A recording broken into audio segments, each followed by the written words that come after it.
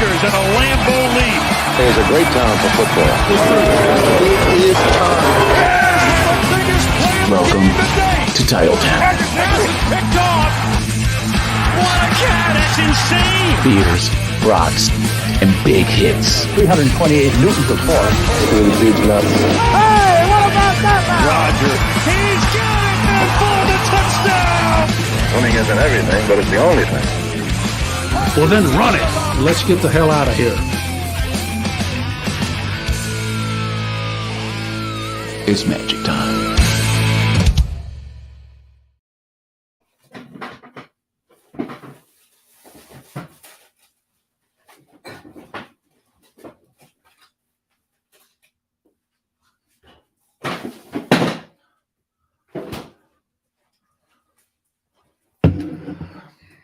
Let's play it.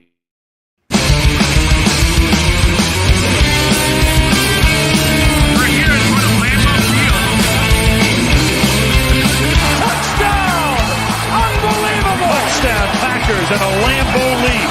There's a great town for football. It is time. Welcome to Titletown.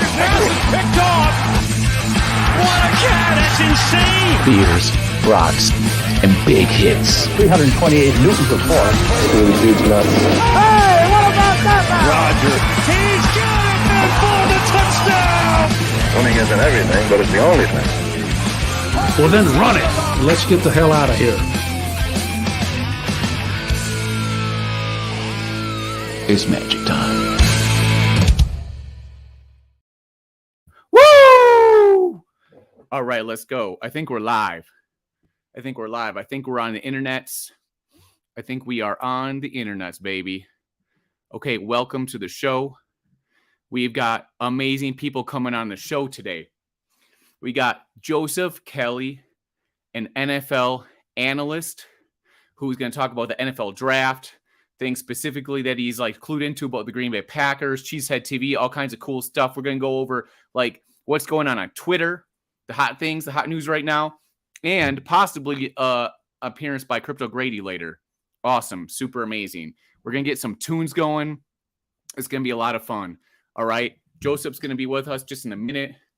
We're going to do a cheers here. Here's to our friends at Cheesehead TV. I actually put a link to their Patreon down there if you want to go check that out. They're an amazing broadcast production studio covering the Green Bay football Packers and all kinds of cool stuff in the NFL. They're amazing. I love them because they're just fans when they were younger that loved football and the Green Bay Packers. It also just so happens to be that Aaron Nagler is a journalist, has worked for Sports Illustrated, and they have a whole production team behind that whole thing. And big shout outs to them. And I think Nags is the first journalist from like a more of a podcast thing that's been led into an NFL media room, which is really amazing because he's very good. So big shout out to that. So this is fun. We got Joseph coming on here in a minute. He's been running around the city, having a good time. And we were hanging out on Cheesehead TV the other night. Why are my colors off? Look at these bubbles. That's not the color I chose for these bubbles. Aha. The bubbles are fixed. All right, guys. So let's go over a few things that are happening right now. Oh, we got some comments, baby. We got Freddie Booba. We got Joe. Okay, Freddie, let's see. Who's here in the comments? Who's here right now? Throw me some questions. Anything. You can ask me anything about NFL, Web3, whatever you want. It's going to be a lot of fun. You know, here we go. I'm going to throw up some content right now. Some breaking news, some fun things in the NFL that are going on right now, okay? So we've got a Reggie White documentary that's being announced by 30 for 30. And that's pretty cool because when I was younger, Reggie White was really the big force that came to the Packers after Brett Favre started becoming quite a good quarterback and really turned that team around. That'll be a lot of fun to learn more about Reggie and how there's a really funny story how he was with the Eagles and he was already possibly the NFL's best defensive player at that point and maybe even by far. And his contract was up. And, you know, back in the day at that time, people didn't really move teams very much. Like, it was very rare that free agents would just jump to another team. They'd usually resign with their team. Sometimes they would move to another team, but this is like, the early 90s and stuff, right? So usually players stayed with their team, especially a player like Reggie White. They wouldn't leave for any random reason, but he did kind of leave for a random reason. He wasn't sure what he wanted to do for various reasons. And then Mike Holmgren left him a message on his answer machine saying, Reggie, this is God. He wants you to play with the Green Bay Packers. And like all that, like literally worked. Like he felt that it was true, and he came to the Green Bay Packers, and the rest is history. They won a Super Bowl. He was super dominant, amazing for them. Not only that, he's a really interesting person in real life, and he passed away after a while. But so that's going to be really a lot of fun. So let's see. Who do we got coming on the show today? We got Crypto Grady, and also I just got a nice little message from my friend DJ Moody, who sent us some musica to play on the show, and I will share some of her social media there. So let's get some of that musica from DJ Moody. She's a DJ here in Denver, and she's super amazing and awesome. She's running around the city right now. Yeah. Look at this, baby. So let's listen to a bunch of this little background music we're playing here. All right. Let's set a vibe, baby. I want you to be able to tune in, just vibe out. No big deal. You know what I'm saying? DJ Moody's got a great vibe to her. She's like that kind of music when you just like cruising the country and life's good. You know what I'm saying? It's awesome. Let's have a drink to that, baby. This is about the hype lifestyle, baby. So everything we cover here is going to be fun. It's going to be exciting. We're going to talk about things that I really am genuinely interested in. It's like super authentic. You got the dragon behind me and my guitar from Dragon's Crossing. That game is coming out soon. There's a link down there below too. If anybody has questions about that, you can ask me.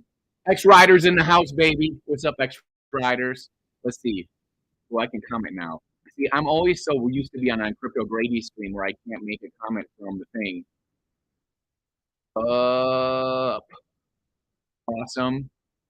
Okay, so X Rider is here from Golden Baboons. Maybe we should make a link to the Golden Baboons too, if you guys want to check that out. I'm gonna add that little link to the Golden Baboons. Let's go over here on Twitter. Anyone here fan of Twitter? There he is. I'll drop that little link right there. You guys want to check that project out? I'm part of that project. NFT crypto stuff is fun. They're backed by gold, baby. They're a gold mining company, Asia Broadband.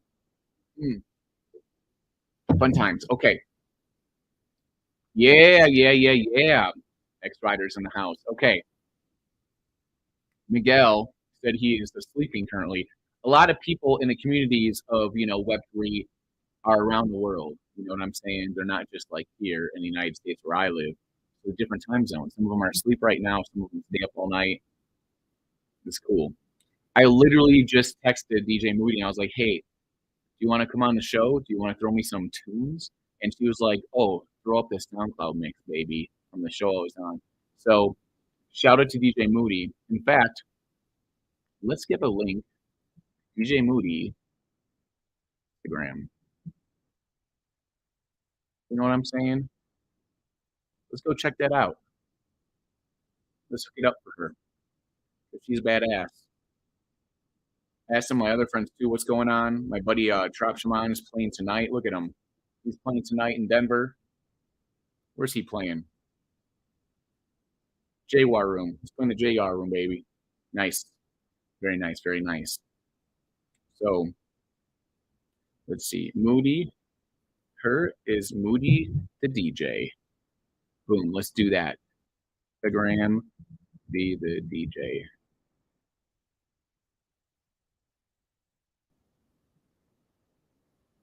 She is blowing up in Denver right now, playing all over the place. I love musicians and artists as friends. They're so much fun. We're going to set this up for you right now. This is the glory of the internet, baby. The glory of the internet. Boom. We are listening to DJ Moody.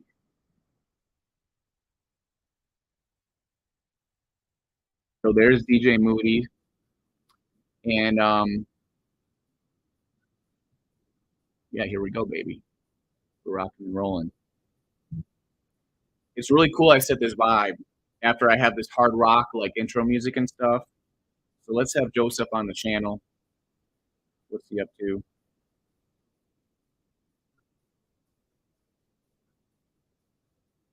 Okay. Oh, he doesn't know how to get on StreamYard yet. Hold on. Let me get him on here.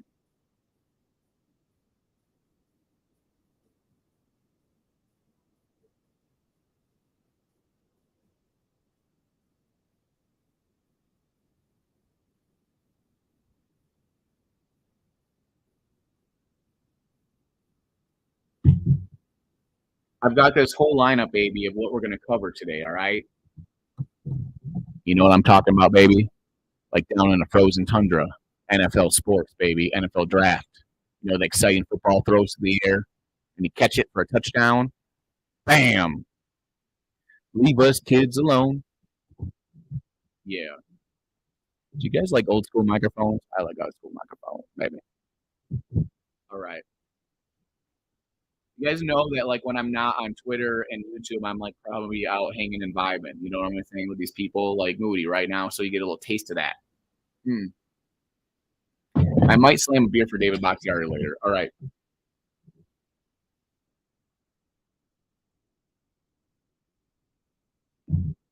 We're gonna have Joseph on in just a second with all of his boards and his things and his direct knowledge guru insight. All right. Share this stream out to your friends if you want to. If you saw on Twitter, there's a little tweet. Here, I'll actually share the tweet right now. If you want to share this tweet out, you can. If you're on the Twitters, good times. Good times. I'm blowing up the chats, baby. That's what I do. All right. I'm going to put this in the Cheesehead TV Discord.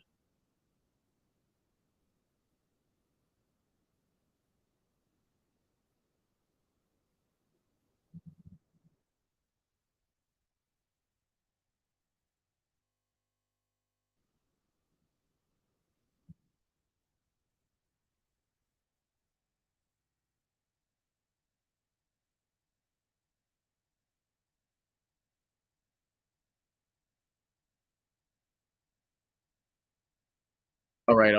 Let's get these people in the rooms.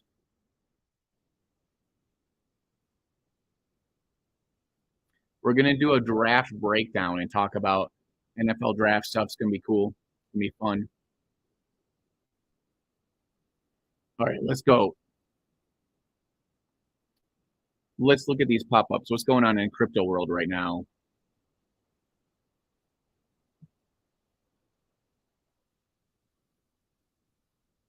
Let's look at some of the fun memes going around the multiverse right now. Here's one. The Packer Ranter. I'm going to have a top list, a top 5 of best tweets of the week so far. All right. This is one of them. Brian Gutekunst after the draft. We'll see what Joseph's opinion is of that.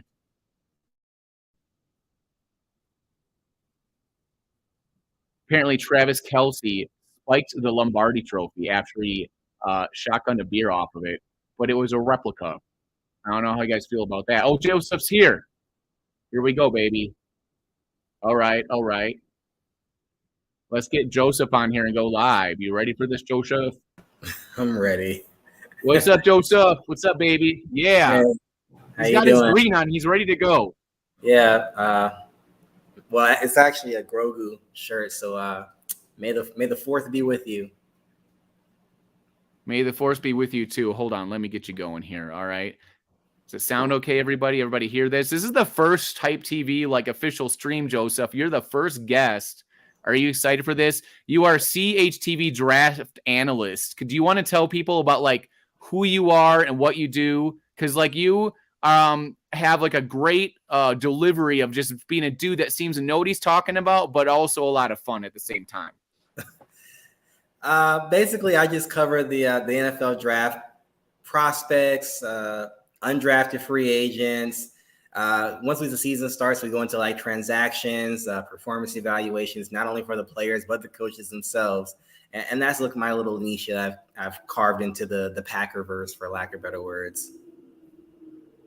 Yeah, that's really cool. Like, I mean, we were on Cheesehead TV about a week ago after the draft or so, and we're gonna go over all that stuff. But like, let's look at some of the cool, fun things from the internet. So what people are saying. How would you want to do that first? I feel like it's a fun first segment to see like what people are tweeting, like what the vibe is going out there, and then we can react to it. All right.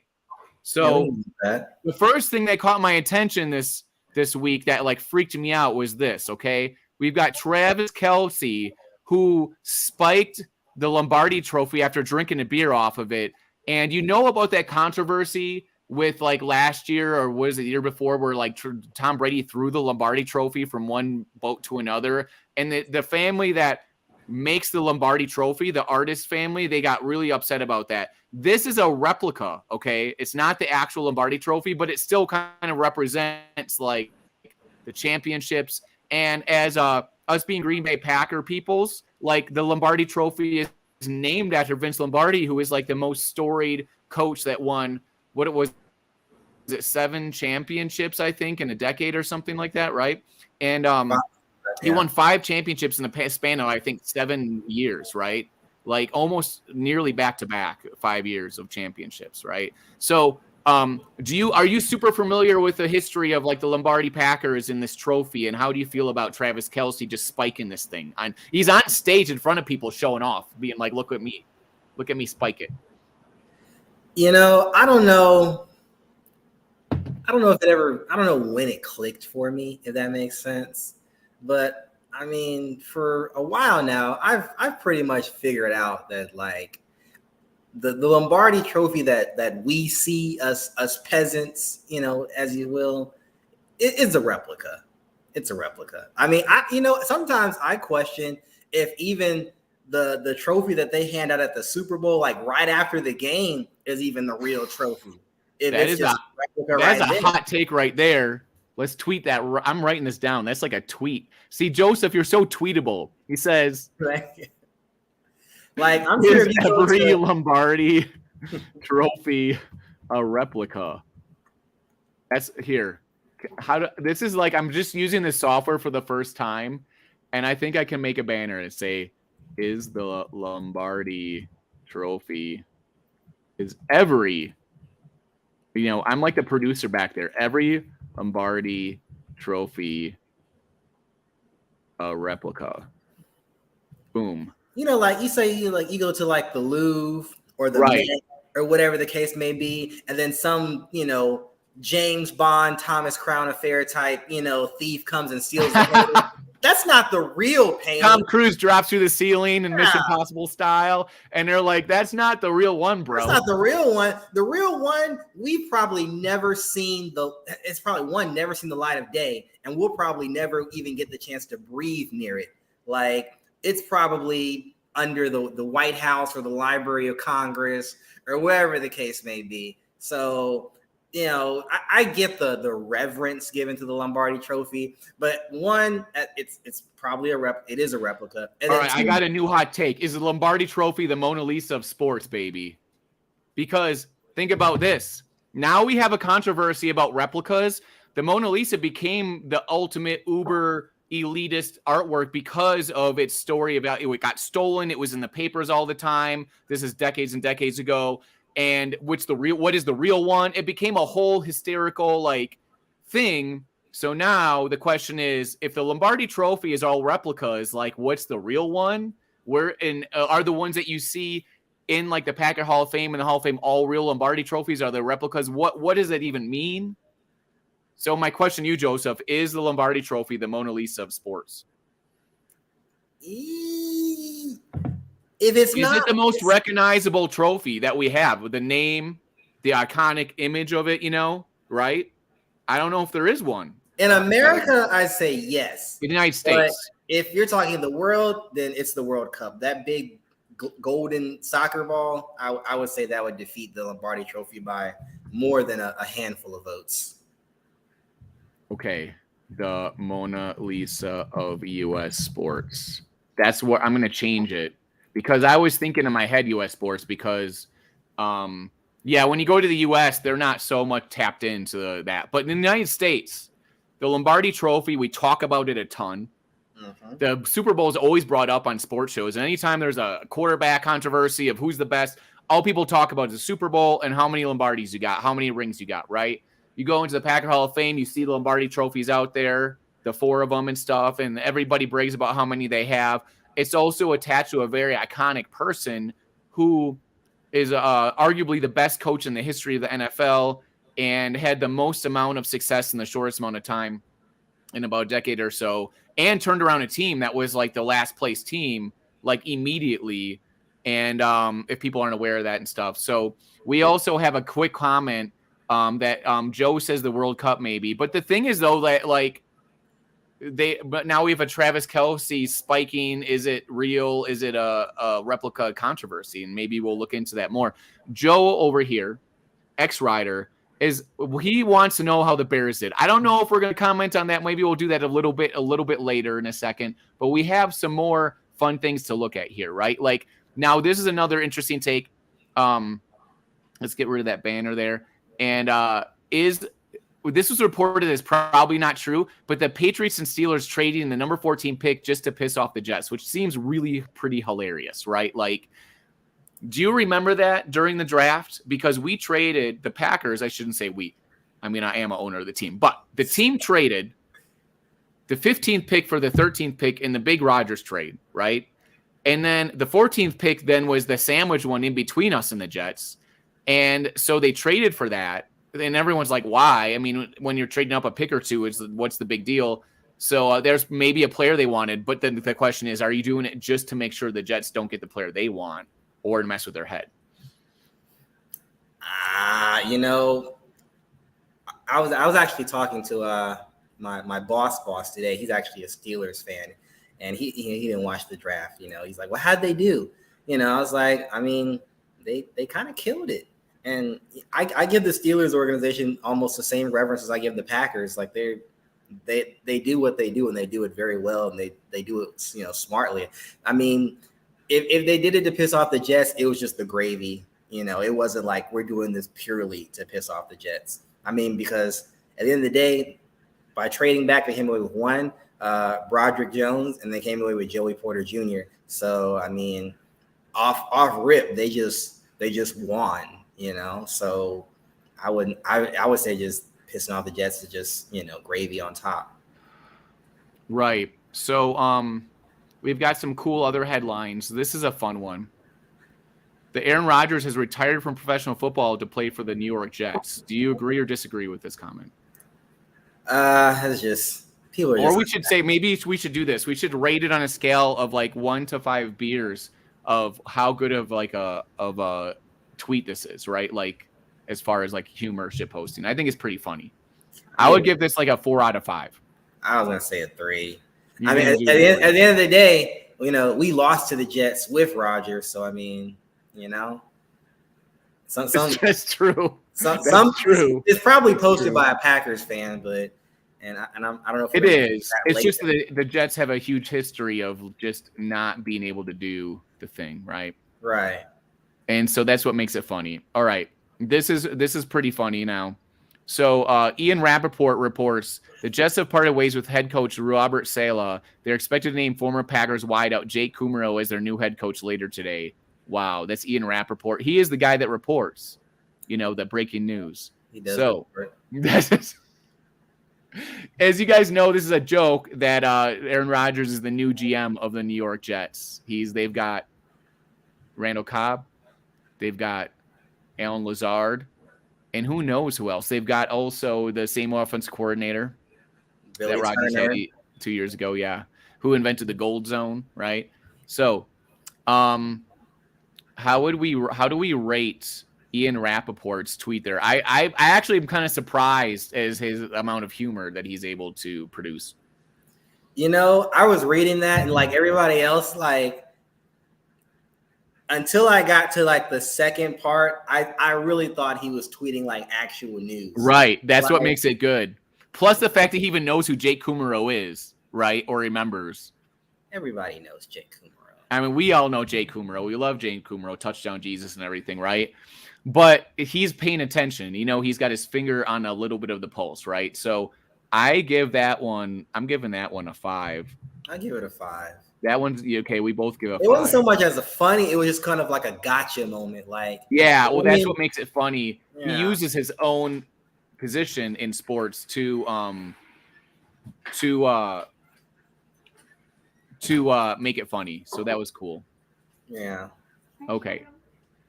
So next we have, this is hilarious. Now we've got Matt Ramage. Anytime I go to the Packers Pro Shop, he's got $255,000, and he's got Beetlejuice with his I think it's a Clay Matthews jersey. So this must have been in like the 2010s. It's a lot of fun. So what do you rate this for your shit posting tweet rating?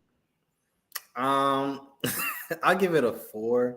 You get a 4. I'm gonna give it a 4 also. It's pretty good. The fact that he's got him in a Packers jersey, it's pretty funny how a coincidence there, because they're in New York. The fact that it's a good coincidence. I'm gonna give a 4 also. I'm writing that down right now. Good old number 4 for Beetlejuice.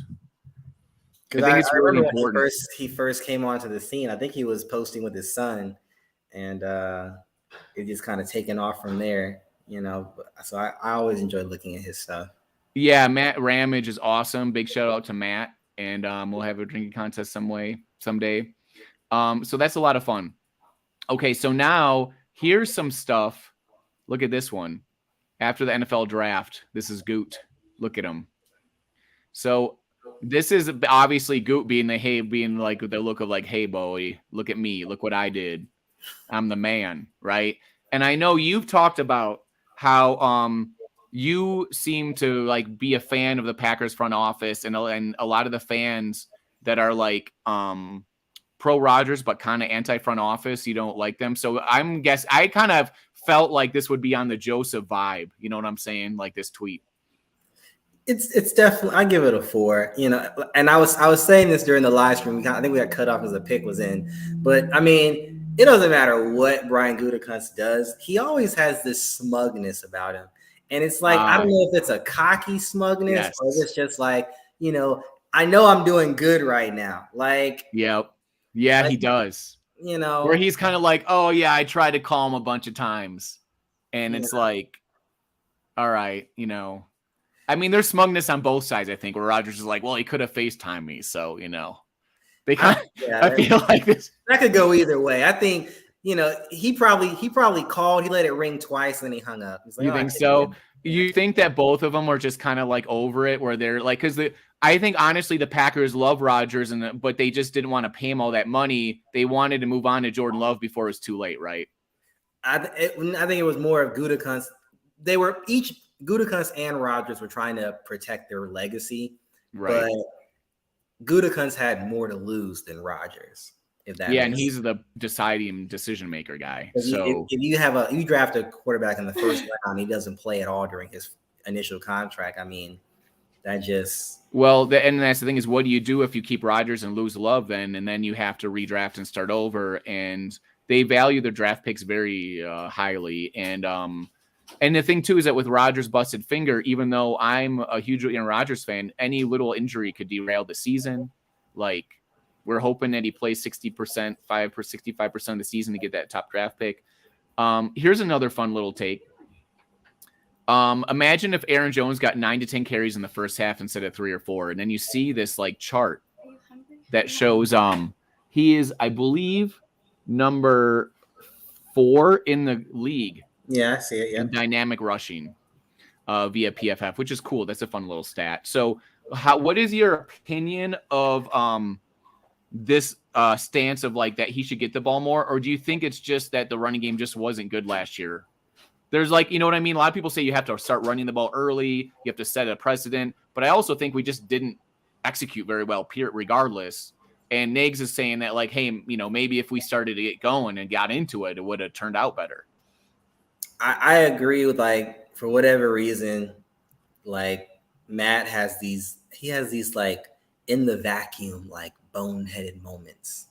And I don't know what can be done to save him from himself, other than probably having an actually offensive coordinator so he can just be the head coach. Because the reason why I feel like Hackett failed is because he really wasn't the offensive coordinator. He was just like the coach during practice. So right, he was kind of the red zone guy, right? Like Matt did the offense. And I think that worked, but it worked well when when Hackett was here. And when Hackett, the red zone was great because they had a whole offense coordinator just for the red zone. You know what I'm saying? Like, they need to do that. Just get an offense coordinator who's good at the red zone, bro. Because if you look at the stats, we weren't that much different the last year than other years, but like you go from like being 13-3 to being like terrible because your red zone production is just bad. It went from like first to last or something, right?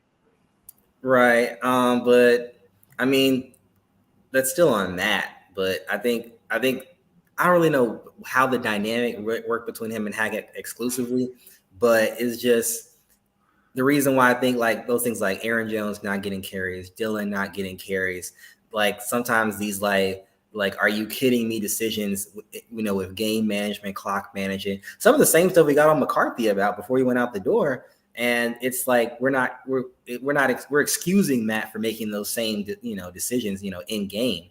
So absolutely, hopefully with the departure of Rodgers, we get to see his true offense. And hopefully this whole thing about why aren't we running the ball? Why aren't Jones and Dylan getting carries? Hopefully that ended this past season. All we can do is hope for it. I'm flashing it on the screen. This is the Green Bay Packers draft picks this year. Before I get into that too much, we got comments from Joe. He gave 5 beers. I'm not sure which one that was for. I think because he's saying that Rodgers owned us. He's a Bears fan, apparently. So we have Bears fans in the audiences right now. And we have Absolutely, who says that you rock, brother. Those are guys from the Golden Baboons NFT project I'm with. Those guys are cool. And so we're going to go and look here now at the Packers draft, okay? So you specialize in analyzing like the roster draft picks and kind of behind the scenes of the NFL. Are there any storylines or actually, you know what? There's one more before we get to that. Check this out.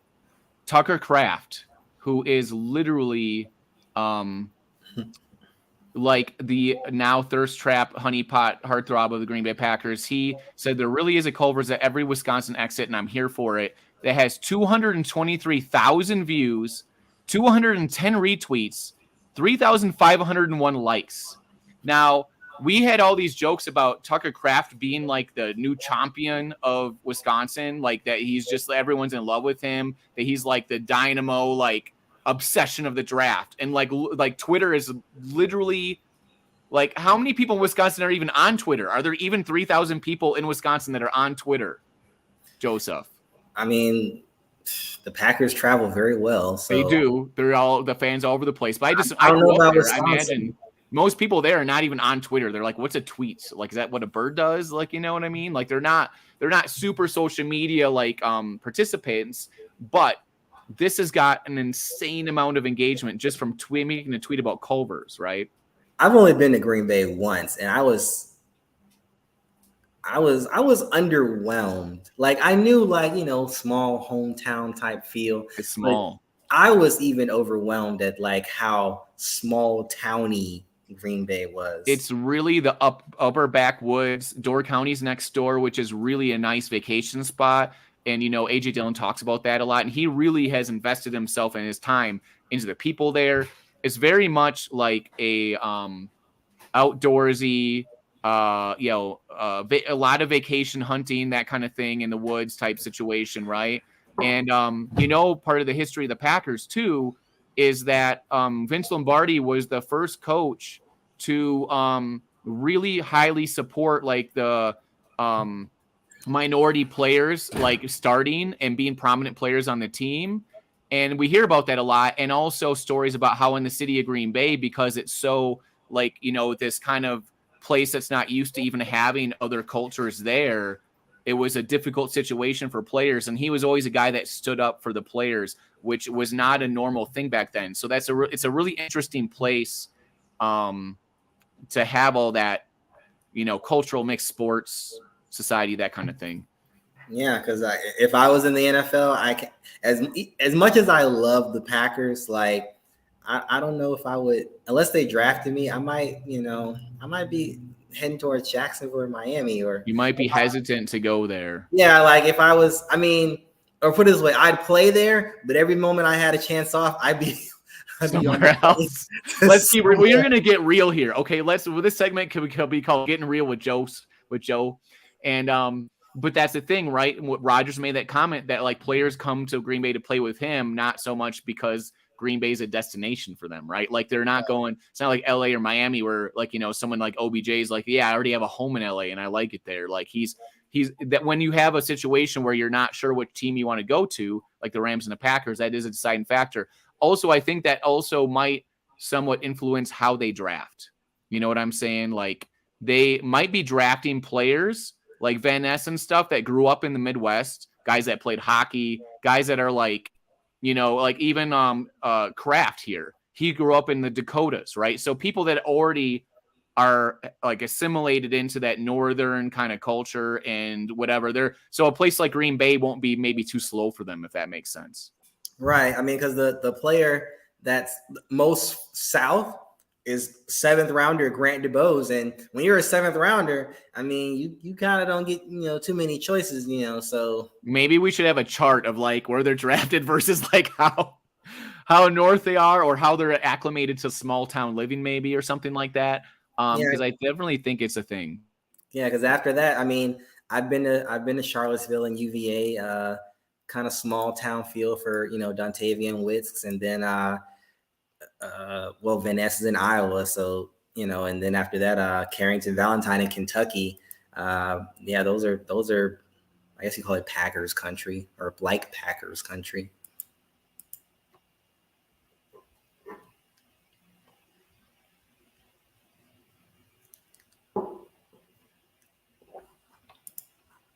Wait, did we lose you?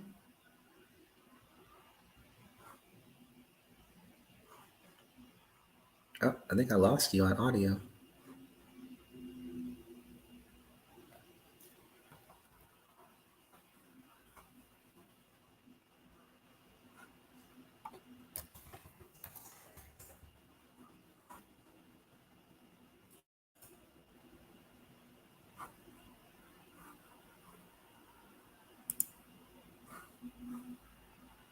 Oh, I'm muting myself. I was just talking. You can't even see my face popping up. Okay, do you have players on the team that you think are going to be immediate impact players? And question number 2 is one of the picks, are any of the picks that you looked at afterwards and that you were kind of surprised and it changed your mind on the pick? There's only 2. Well, really, it's just one head scratcher. We could say that, and that's probably just Anders Carlson.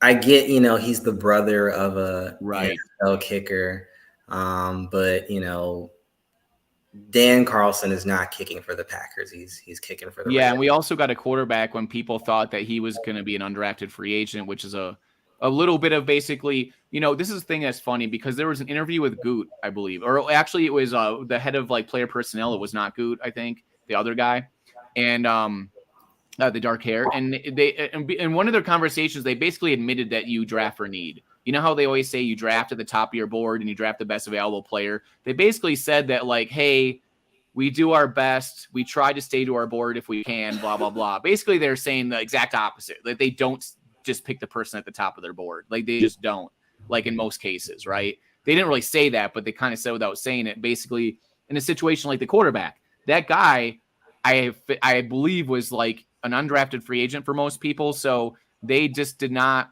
like really think of him, maybe, but they saw a run of quarterbacks happen. So they feel like, oh, we're going to grab this guy because we want someone like this and we're just going to get him and move on from there because otherwise we need a quarterback right now. And he's one, there's not really any guys other than him we maybe want. Right.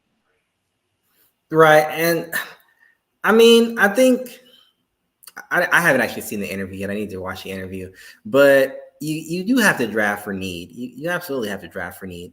The draft is so dynamic. You can have, all the players you want at the top of your board. And yeah, you can do best player available, round after round after round, but eventually you're going to have some things go without, some positions go without. And then what do? Now you're stuck, overpaying for a free agent that you don't really want, or maybe for a free agent that, isn't, worth, the market that they're demanding. So absolutely. At the time when I heard Sean Clifford's name called, I was like, But then, I immediately thought well, wait a minute. Yeah, there's a run on quarterbacks. I looked at my board for quarterbacks and I was like, yeah, I could see why that went down the way it went. Personally, I think maybe, and then again, it's always easy to say something after the fact. And then when you got something talking about the draft, you never know.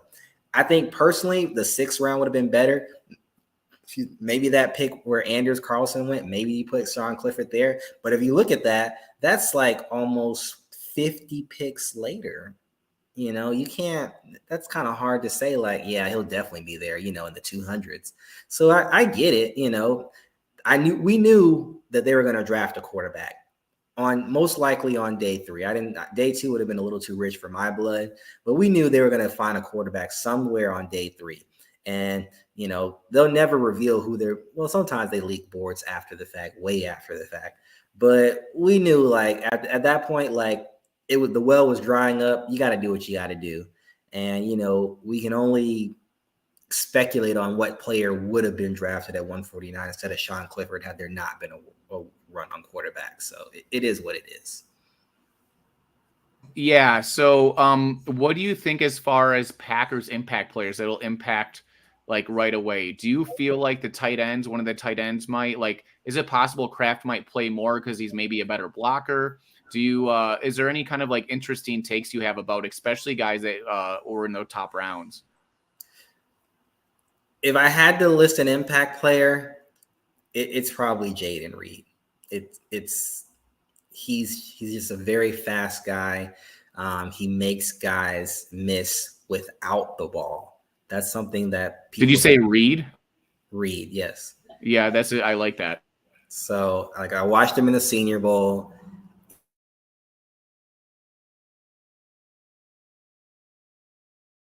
Can you hear me? Class for the Senior Bowl. All the top quarterbacks, they didn't play. They held on to their drafts.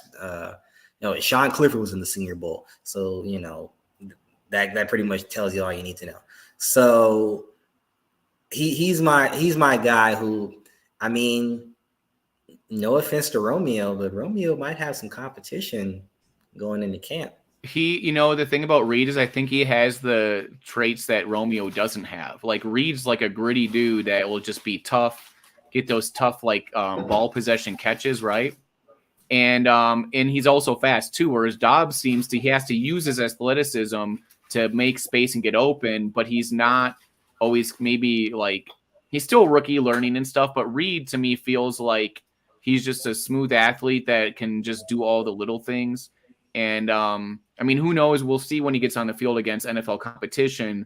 But I always value wide receivers that are very predictable where they're going to be and what they're going to do. Like Rodgers really like people like Jordy Nelson and Devontae Adams because he had they just knew where to go. They knew what to do, and they always made the right decision almost every single time.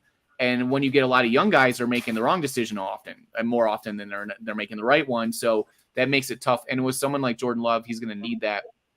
And he's a very dynamic player. The thing I like about Reed a lot is him talking about how he's a punt returner. He's like, I am a punt returner. He's like, you expect some trips to the house. He's literally already saying that you need to be ready for this because I'm going to be taking the ball to the house. And for me personally, in my experience in sports, when I was really good at something and you just intrinsically know, you're like, I know I'm going to be able to do this with this competition. I know what I'm able to do. And I can just tell you it's a fact almost. I'm not bragging. It's just what it is. And that's kind of what it kind of felt like with him. And that just built-in confidence that he has. Yeah. And that's something you can't teach, players, they come from all walks of life, all types of manners. And that's just something you can't teach. Nothing to take away from Romeo, nothing to take away from Christian. Jaden Reed is just kind of a different animal in that aspect of personality. And I think we've said it all the time. We don't have a lot of dogs on this Green Bay team.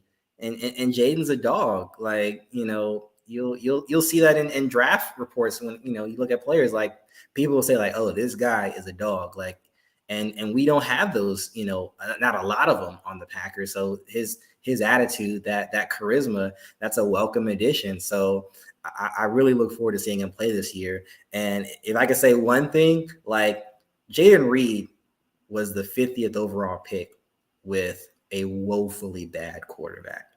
So I can just only imagine if he had went somewhere with even somebody half as good, that, he probably wouldn't even go to the Packers. He'd be a first-round wide receiver, and we'd be picking somebody else. When I saw his highlight reel, because I didn't really pay attention to the draft beforehand like I normally would, I kind of wanted to be unbiased and just and not, because a lot of times you form opinions and have favorites ahead of time. And so when I watched his highlight tape on draft day, I was like, it was like striking how much separation he gets and how he easily gets open. And of course, it's college, but if that didn't exist, that would be terrible. So the way that he can really get open, really surprised me. I feel like he's faster than we've had guys like Devontae Adams, and I feel like he's way faster. I believe in it too. I think Devontae at the combine ran a 4.45. So Devontae was never slow, but Reed is a different animal. The Packers came out and said they clocked him running a 4.37. And that's what you got to think about. Sometimes people are better than what their combine or what their pro day says. And you got to think about it. You got 10 million cameras on you for the first time. You got all these people. Money is at stake. It's a lot of pressure. And maybe he just didn't necessarily seize the moment like he wanted to. But again, they brought him in, worked him out. There's like, oh, this checks out. And then, boom, there you have it. And we have the second of our second-round picks.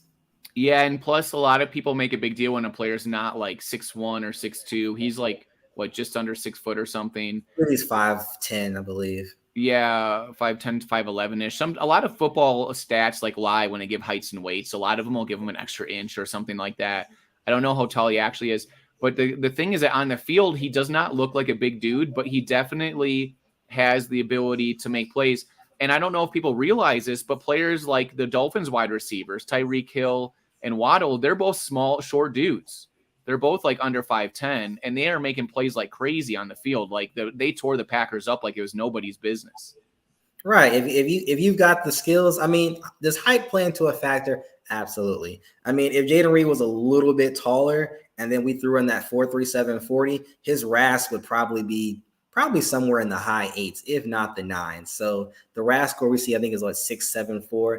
If he was maybe an inch or two taller, or even if you take the height out of either of the 4.37 in there, he's a totally different RAS score. So, but again, the ability to make guys miss in the open field, that translates. So I saw it in games. Obviously, the Packers saw it in games.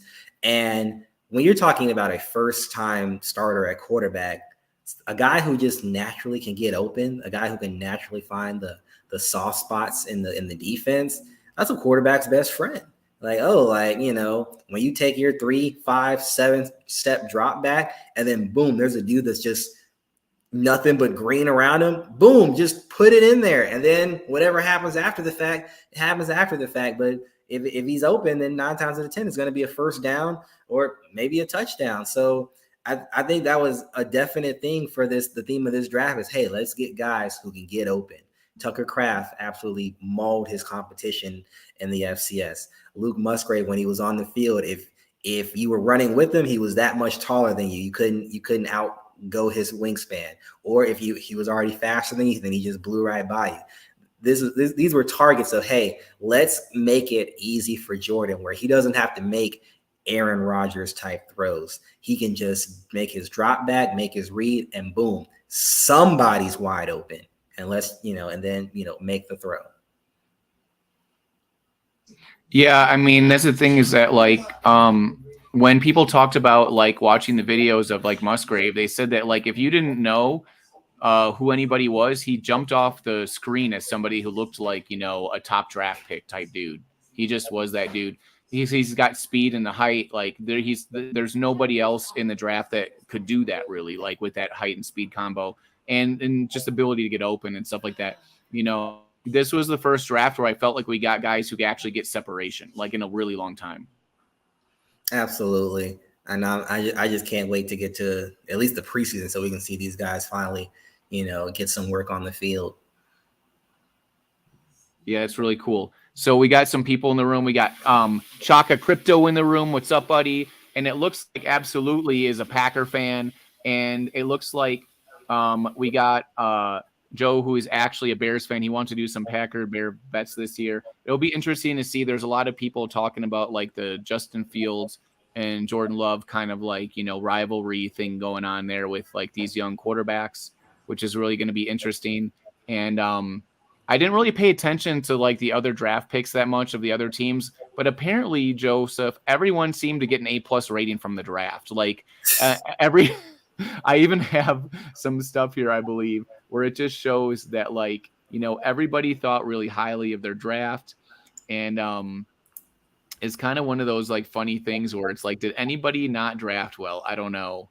Like, oh, maybe I didn't upload that one, but yeah, like how do you feel about that? Everyone thinks that they won the draft.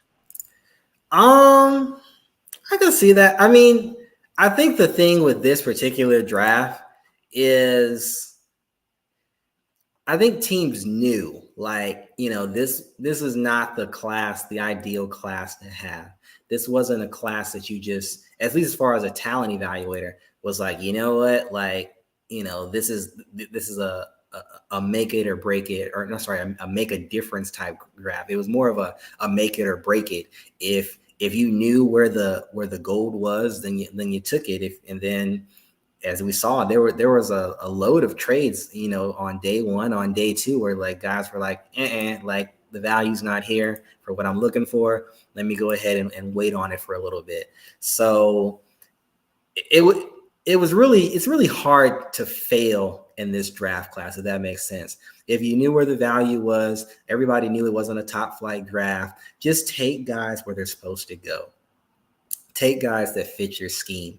Take guys that create competition or turn, possibly a glaring hole into maybe at least something where it can get you through a game. And that's exactly what GMs did, all day long. So really, I think this draft class, this 23 draft class, it really just accents the roster you already have. Outside of maybe some players, there's always going to be some players every draft class that just pop. They just kill it from day one, in the day three, the 4th through the 7th round. So whoever those guys are, that'll be the difference makers for the 23 draft class. So we'll just have to kind of wait and see how that plays out. But I don't think necessarily like teams like improved leaps and bounds over other teams. Teams just took the value. So basically how they add or contribute to what you already have going for you is most likely how you're going to end up at the season's end. This is another thing I want to ask you about. We have this tendency of the Packers trying to maybe favoring guys that did well in the Senior Bowl. How do you feel about that? Do you think that's just a coincidence? Do you think it's something that they really put an emphasis on because they're going up against like other top competition? It's just a no-brainer to me. I think Nagler, when he asked that, it was more of I didn't watch his video. I'm pretty sure it was more of an exploratory, not him literally asking the question. But if you're doing a projection, if you're doing an evaluation, like you got to take a player and put them against the best caliber talent you can find. It's really the only way you can really do a proper evaluation. Outside of that, traits, is one thing, but in the Senior Bowl, you've got guys with day 2 grades, maybe early day 3 grades. You've got guys who look the part of actual NFL athletes. So if you want to evaluate a player, hey, like looking at Jaden Reed, he's going up against, what we perceive to be an NFL caliber cornerback. How does he do? How does he do against press? How does he do against the zone? How does he, can he stack defenders? How does he do with the stem? all those little things that make, a NFL wide receiver, can they do those things well? And I think it's hard to really miss, when it comes to, the Senior Bowl. Like Max Dugan laid an egg at the Senior Bowl, and you see how that went. Sean Clifford, I also he made maybe an extra play or two, but I wasn't too enthused on his Senior Bowl outing as well. But due to the draft falling the way it did, he did end up getting selected by the Packers. But the Senior Bowl, if you don't look at anything else, other than maybe the national championship and the college football playoff itself is kind of like the pre-Senior Bowl, just players that are still underclassmen. But that's going to be your best evaluation for a player going forward. So you think the Senior Bowl is super important, even just as important as watching their tape and everything? Just as, if not more important, because you're taking guys who have been in programs for 3-4 years. The conditioning is there, or should be there rather. The understanding of offensive and defensive concepts. You're looking at basically a 3 or 4 or 5 year labor of a program, and then what that means for that player, from the moment they stepped onto campus. And then you see if a player they were killing it, in, I don't know, let's say the Big Sky Conference, and then they go to the Senior Bowl and they just evaporate. And it's you might want to look at the tape again, or you might want to say this guy may not be what we think he is. Maybe we're still interested. You check the combine and see if the traits are there. But the Senior Bowl in itself is kind of like that measuring stick to make sure you're comparing apples to apples and not apples to oranges. Right, and a lot of these guys might go to smaller schools or not high level competition, and it gives them a chance to really show up and see what they're all about. Also rising to the occasion maybe and playing against tougher competition. There was actually some funny videos that were being tweeted by Vikings fans of, I think it was Reed in the Super Senior Bowl, where he was just being smothered by the cornerback the Vikings took. But it was obviously pass interference, and they just ignored that part of it. Right. Just stuff like that, because and then, I mean, it's the NFL, players are going to win. Players are going to win. You can't just, are there truly dominant players like Aaron Donald, players of that nature? Sure. But even still, even Aaron Donald loses a rep every time, and again, it just happens. Actually when we played the Rams, Aaron Donald didn't get a sack, so, players, it's the NFL. Players are going to win. Players are going to lose. What ultimately decides the game typically is how many reps you win. Or, in the heat of the moment, when you absolutely have to have a rep, can you get that rep? So, PI or no PI, players are going to get the best of you. That's why it's the professional football league. You're going to get a professional football player. It happens. But, over the course of the game, I would definitely stand by Jaden Reed won his tape. This is awesome, Joseph. All this analysis is super great. Now we got my buddy Crypto Grady coming on, who is a Kansas City Chiefs fan. Do you think we should allow him onto the show to and put him in with our vibe that's going on? He's one of my good buddies. You guys, people in the audience probably might know who he is a little bit. But here he is. Baby. Crypto, what's up, baby? What's up, Crypto Grady? I like Kansas City fans. I do like Kansas City fans. Oh, he's here. Go. Crypto baby. Let's go. I was just looking for it. So I was in meetings there that whole time. Oh, okay. So we're talking football, baby. Yeah, we are. We're talking football. We're talking draft. Yes. And so Joseph is the draft analysis dude for Cheesehead TV, which is an amazing program on the internet. It's YouTube stream that basically it's produced almost TV show level, because they are a production house too, and they actually own a house across from Lambeau Field, where it's their production hub, where even players go in. Bakhtiari was on the show the draft show, and he was like, bro, I want to come to your house right now and drink, and have a beer. And it's really cool how it's a molding of fandom and high level of production, and I've never seen anywhere in sports before. It's really cool. So wait, so You had David Bakhtiari on your show? No, this was Cheesehead TV. They had Okay. him. They had like 6 different Packer players, right, Joseph? I think come on during the draft. Yeah, we had Bakhtiari, Kenny Clark. They always come through. Tremont, he's come through like 3 years straight. Probably the person I was really hoping was going to come by was now I'm having a brain fart.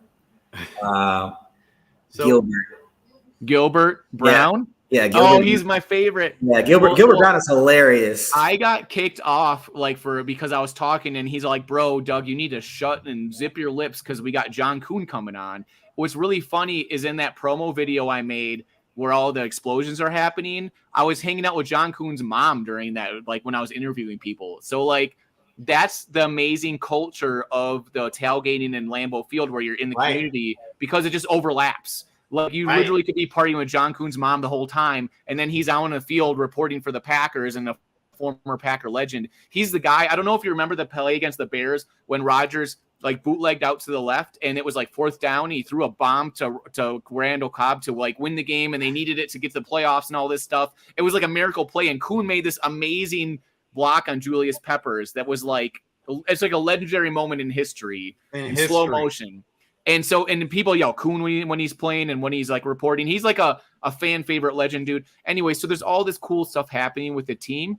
And Cheesehead TV is like loved. Like when they're at their lockers and the reporters are there. Aaron Nagler, who's like the main Cheesehead TV reporter guy and one of the founders, Aaron Rodgers was giving him like the first nods. You know what I mean? Like he was like he was like all the players' favorite dude because he's there for the fans and he cares. He's not there to do like clickbait and stuff. You know what I mean? Yeah. So that's what Cheesehead TV really impresses me with. And I've been following and watching for a long time. They play Madden, do all kinds of stuff. And this is the first time I jumped in to be part of it. And the community and all the people that are part of it, the Patreon, I put a link to the Patreon below if anyone wants to check it out and join it. You can join it for only $5 and they do all kinds of, today we had happy hour where we went on a Zoom. And the level of insight from just even the fans is insane. Like it's literally like analyst level reporting stuff from everybody. It's so cool. And Joseph is like their Cheesehead TV draft analyst dude. And he had the big board up behind him during the draft, right, Joseph? And talking about all the players, so many draft picks and stuff. So Joseph, here's what I want. I want your analysis of this year's draft. Let's go. Okay, so for the Packers, we lost Aaron Rodgers. We lost Randall Cobb now, both to the Jets. By the way, the Jets picked up Randall Cobb. Okay, and so what do you think? Pull that up. What do you think here on how are the Packers going to be? How's this young kid going to do? What do you think? I think we're definitely in the mix for the playoffs. I mean, this team is virtually unchanged minus the loss of Aaron Rodgers. And I go back to looking at the Eagles game. You know, Jordan Love almost won that game against, the Eagles. I was surprised. If Joe Barry could have held, the Eagles to even 250 rushing yards that night, we probably would have won instead of allowing 400 rushing yards that night. So it was like a world record for rushing yards for the Eagles. That's the problem. Right. Yeah. Jordan Love had no support. He actually played really well in that game. And that was the first time I felt like he got thrown into the fire to really judge him. Because he'd been playing against the Chiefs and other times where he was okay. Yeah. But he actually stepped up and played almost better than Rodgers in that game. And at that point, I was like, okay. Now, we had that situation in the past where we had backups come in and play like really well and like throw 6 touchdowns in the game and stuff. Right. But like Jordan Love also, when he was in the draft, and Joseph, maybe you want to talk about this, when he was being drafted, a lot of people had him listed higher than Patrick Mahomes coming out of college. Right. And that's why they traded down to get him. They got all kinds of hate for it. We're all skeptical. We're always saying the Packers, what the hell are they doing in their drafts? Okay. They did get a receiver in round 2, right? They got 3 receivers. They got 2 tight ends that seem to be pretty good and a receiver, right? They got Musgrave, who's the most athletic tight end in the whole draft. Right. Pull that back He's like up. He's like a speed burner. Put that back up. I want to see that. The graphic. So they got a pretty good one, though, in round 2. Okay. They got Reed Kraft is also a really good tight end. Like he's from a smaller school. So like sometimes you get a really super athletic dude from a smaller school, like in the second round, because he's not really first round tested, I guess, or something. Yeah. So they started already on the first night. They're getting a little hate. Here we go again. They're going defense. What are they doing? And then boom, they hit a tight end, a wide receiver, and another tight end on the night 2. And Aaron Rodgers. And they got a couple more wide receivers down there too, just further down. A-Rod was probably like, hey, come on now. Why didn't you? He never really had a tight end that good other than Jermichael Finley, but he was hurt all the time too, remember? And he also had a lot of dropsies issues. Yeah. Okay, so you feel like Joseph, right? Joseph in the house. You feel like they're playoff contention right away. Boom. I feel like in the NFC North, I think it's still wide open. I don't think the Bears are going to do much better than what they did, this past year. I'm going to bet on the Ohio State curse every single time. There's never been a single Ohio State quarterback ever successful in the NFL. Sorry, Joe. Joe in the comments is like sad right now. It's true. I mean, you can look up the stats. I mean, I don't think a single Ohio State quarterback has made it past, year 5, if that, So I'm going to bet on the Ohio State curse right there. The Vikings are starting to decompose. I mean, they're looking at trading away Dalvin Cook. And honestly, you take Dalvin Cook out of that offense, yes, I understand Justin Jefferson's there, but Dalvin Cook is what keeps you honest when it comes to Justin Jefferson. But if Dalvin Cook is not there anymore, Justin Jefferson might have a little bit more of a problem, making the exciting plays that he normally makes. Well, Madison, they re-signed him. True, but he's not Dalvin Cook. He's not Dalvin Cook. Not Dalvin Cook. It's just the main thing there is I like Kirk Cousins, and I'm always rooting for him. I always root for Kirk Cousins, but I never have been a big believer in him being the guy that you want to be clutch, make it. He's not Aaron Rodgers. He's not going to be clutch when you need him. He's not going to make it happen, I don't think. And so the longer they hang on to him, I think the more, and I say this every year, one of my best friends, he's a big Vikings fan.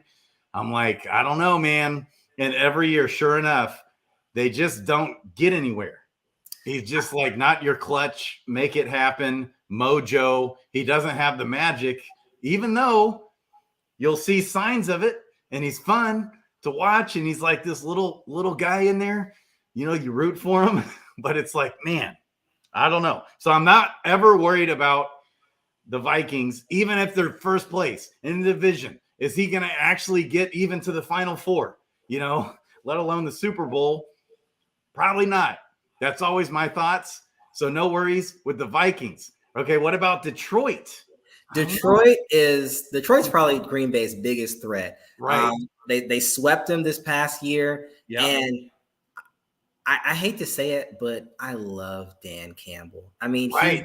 he takes you back to your high school days where you be coming out, he just gets you all rah-rahed up, got that blue collar, he'll take you in the back and, knock your teeth in, and then, all right, go out there and get him, son. I just love Dan Campbell. And I just hope everybody just bolts out of Detroit once their free contracts come up. I really don't want to root against the guy, but as a coach, I like Dan Campbell. Here's what surprises me though. Me too. I love it. Love the team. Love the vibe. But they lost their vibe master running back.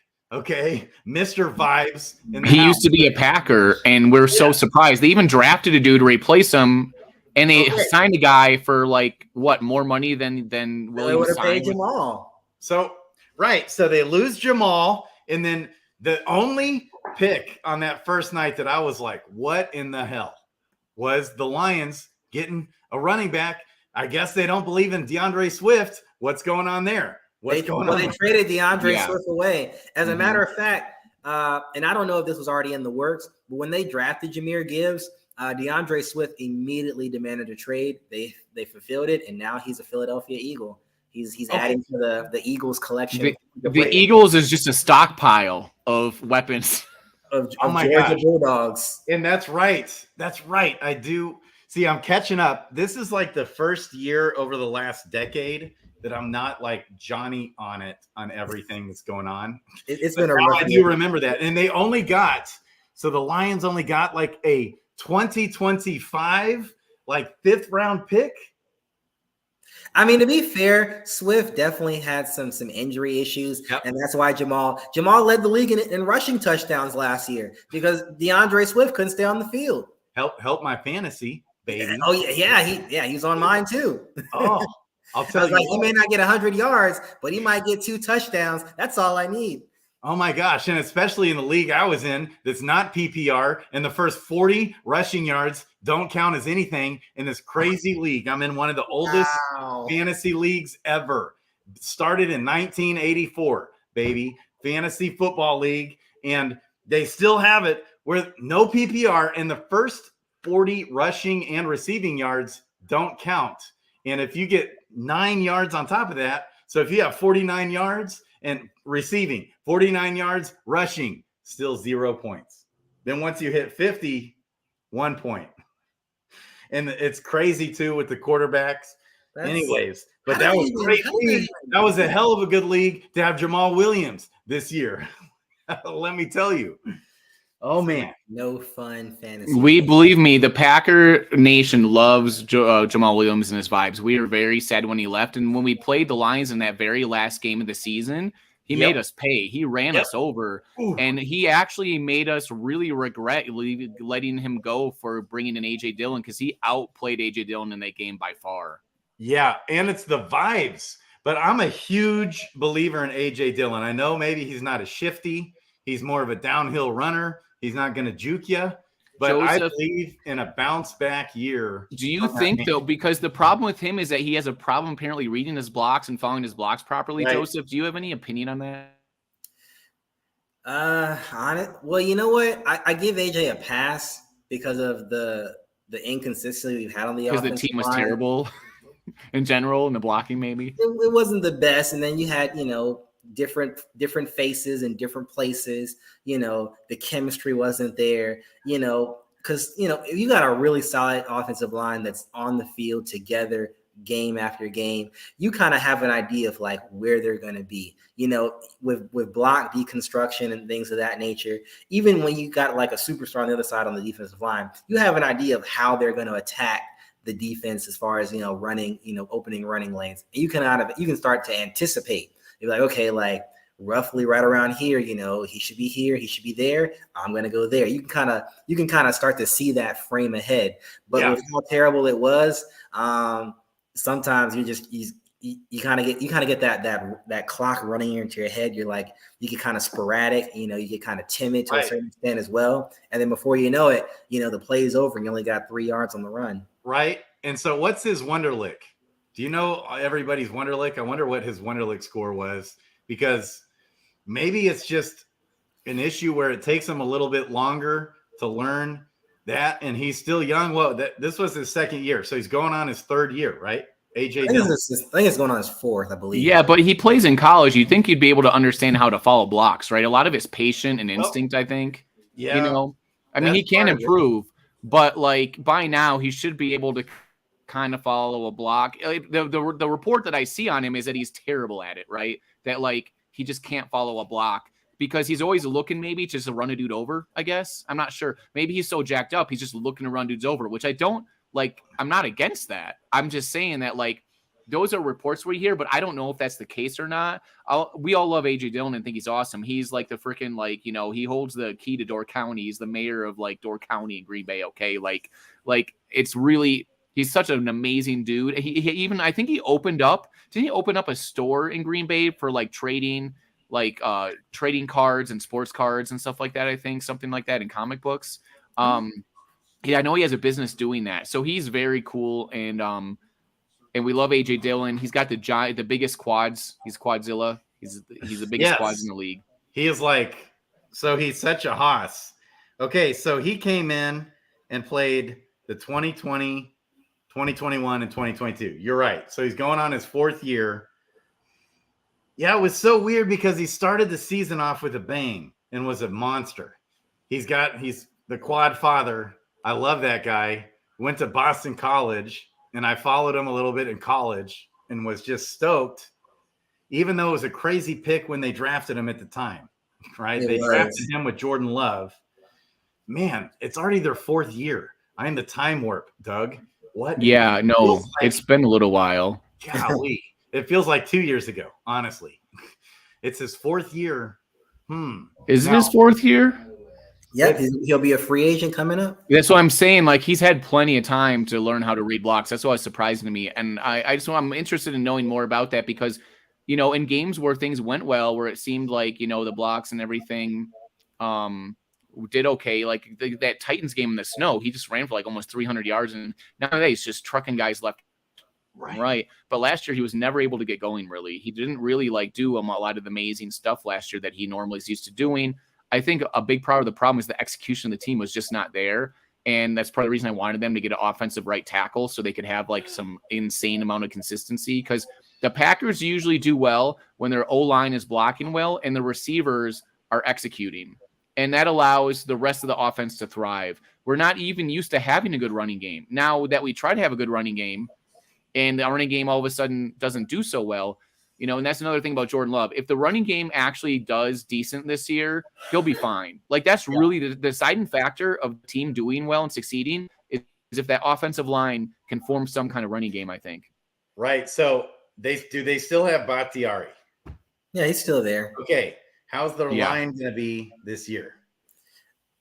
Honestly, it's going to have to be a wait and see approach. I mean, they didn't take any offensive linemen in the draft. They took some guys off of free agency, undrafted free agency, but you don't necessarily expect those guys to demand immediate snaps right away. But I think honestly we'll probably see Bakhtiari at left tackle, Jenkins at left guard, Myers will get another run at center, and Runyon will be right guard, and then Zach Tom will be the right tackle, which isn't a bad unit by any means. So this is really just a glowing endorsement on the guys who are already there. But I would definitely say probably going into the 2024 draft class, there's probably going to be some shakeup with at least the backups or the guys who will start to rotate in, whether we start seeing, maybe a guard or a right tackle taken, probably maybe even first round, depending on the disposition of Yosh Nijman.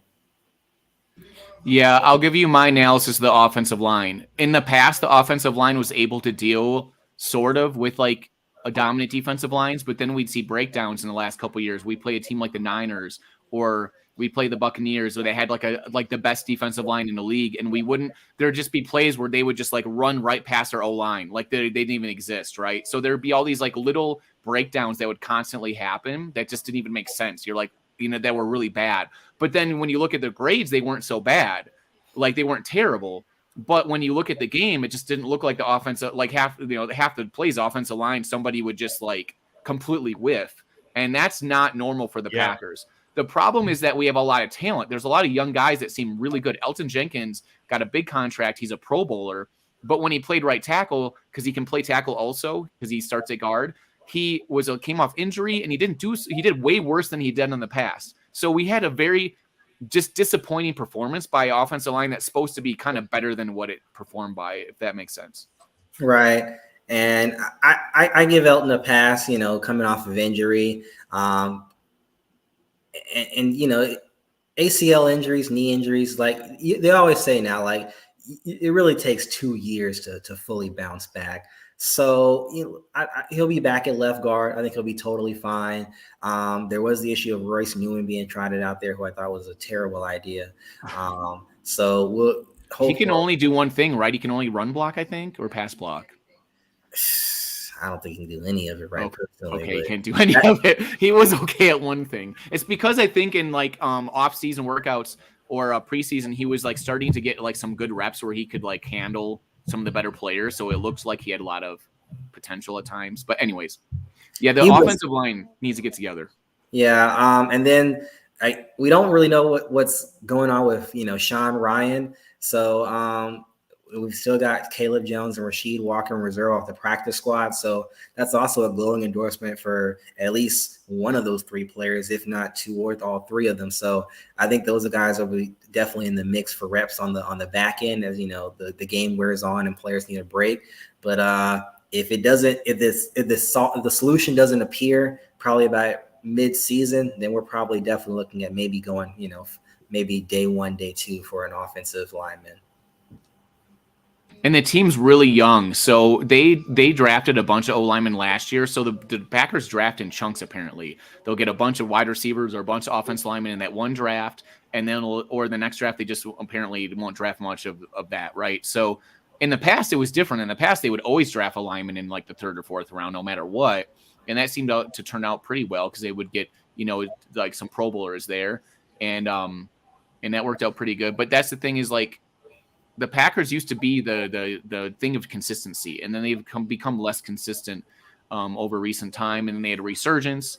And a lot of that was, I'm telling you, the offense was what drove the team, that kept the team consistent. The offensive line playing pretty well, people like Bakhtiari, good offensive tackle. So we really need to have that for Jordan Love. He's not going to be able to run for his life all game, even though he's a little bit athletic, but he's not Aaron Rodgers level where Aaron Rodgers early in his career, he had a sixth sense where anytime someone got near him, he ran out of the pocket and somehow escaped like all the arms and grabs and tackles, and he would get out and make a play like almost every time. It was like it was like he's an alien. Like, how does he even know the guy's there?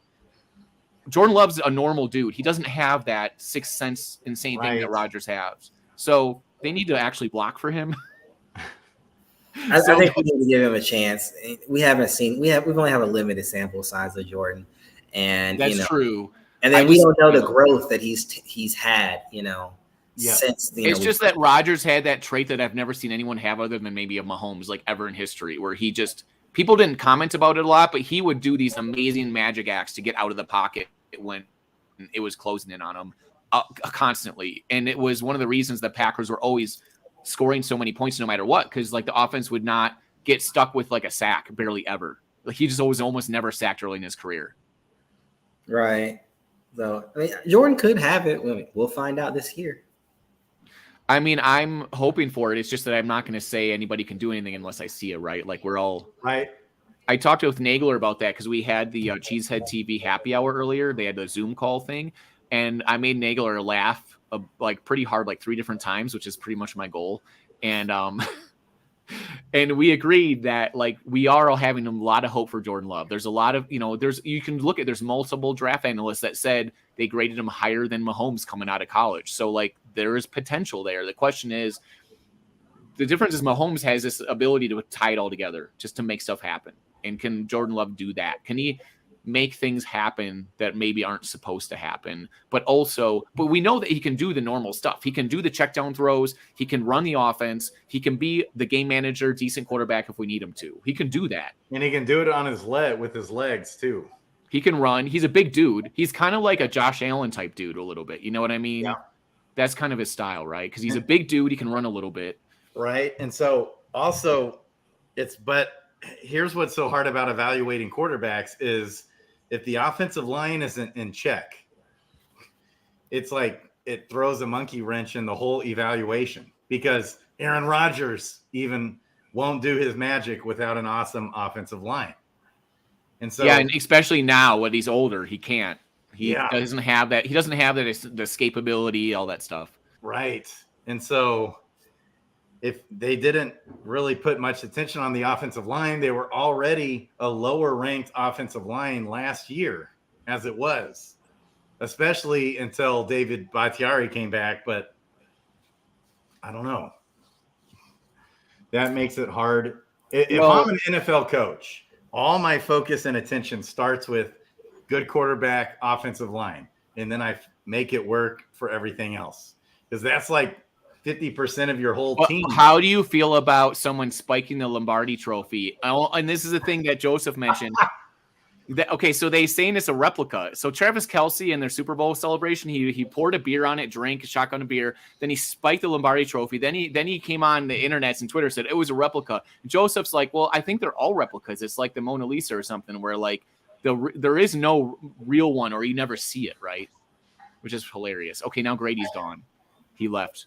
He's shocked that they spiked the Lombardi trophy, even as a Chiefs fan. So that's the thing, is that it's from somebody's looking from the outside. It's funny that Grady is aware of the Jamal Williams vibes, and And I think we need to have that on the team. We need to have that. Okay, Grady, you're back. I was here the whole time, baby. Oh, you were. Okay, look at this. Travis Yes, I saw Kelce. it. Mm-hmm. He spiked the Lombardi Trophy during the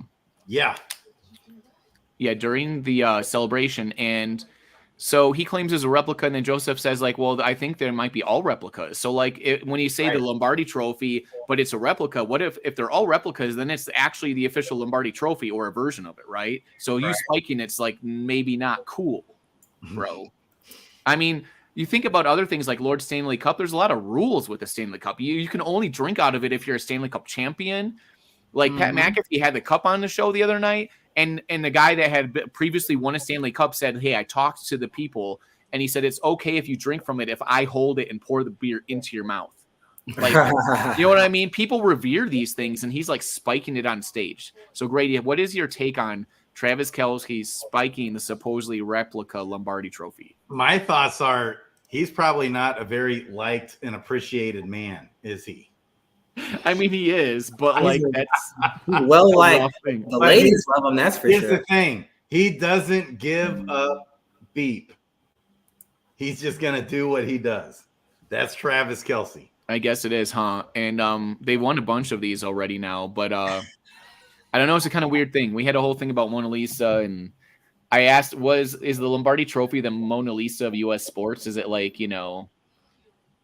it's probably the Stanley Cup for Canada, but for the U.S., I think the Lombardi Trophy is kind of the most revered like trophy, I feel like. Yeah, 100%. So I think he doesn't care. He's going to do what he does, and you either hate him or you love him. I kind of hate that he spiked the Lombardi Trophy a little bit because, like, bro, I just got to say, like, being a Packer fan, Vince Lombardi is football. Like, that he's literally the Lombardi Trophy is named after him. Yep. And the Packer teams of, his era, the 60s and stuff, started the Super Bowl area. Like, when the football started to take off and become, like, really a national thing, like, he was a big part of that in the Packer teams, like Super Bowl 1 and 2. And how often they won, like the lore of the Packers, and you hear like the frozen tundra and all these NFL films are like half the NFL films from back in the days, like about the Lombardi's Packers. You know what I mean? Like, and I even put it in my promo hype video. I got Lombardi in there. I got Bart Starr in there. And, people don't realize, I think, how he took a team that was like literally like bottom of the barrel and turned it into like having the most championships in a decade of like ever. Like insane turnaround. And Bart Starr has a story where their first meeting they had, the very first meeting Lombardi held with them, he called his wife, Bart Starr did, and said, we're going to start winning right now. Like, he's like, we're not messing around anymore. Like, there's something about Vince Lombardi that's just impossible to even quantify. When he left and had his assistant take over for the team, he's like, oh, you're going to be great. The Packer way is going to continue. And then they were terrible, right?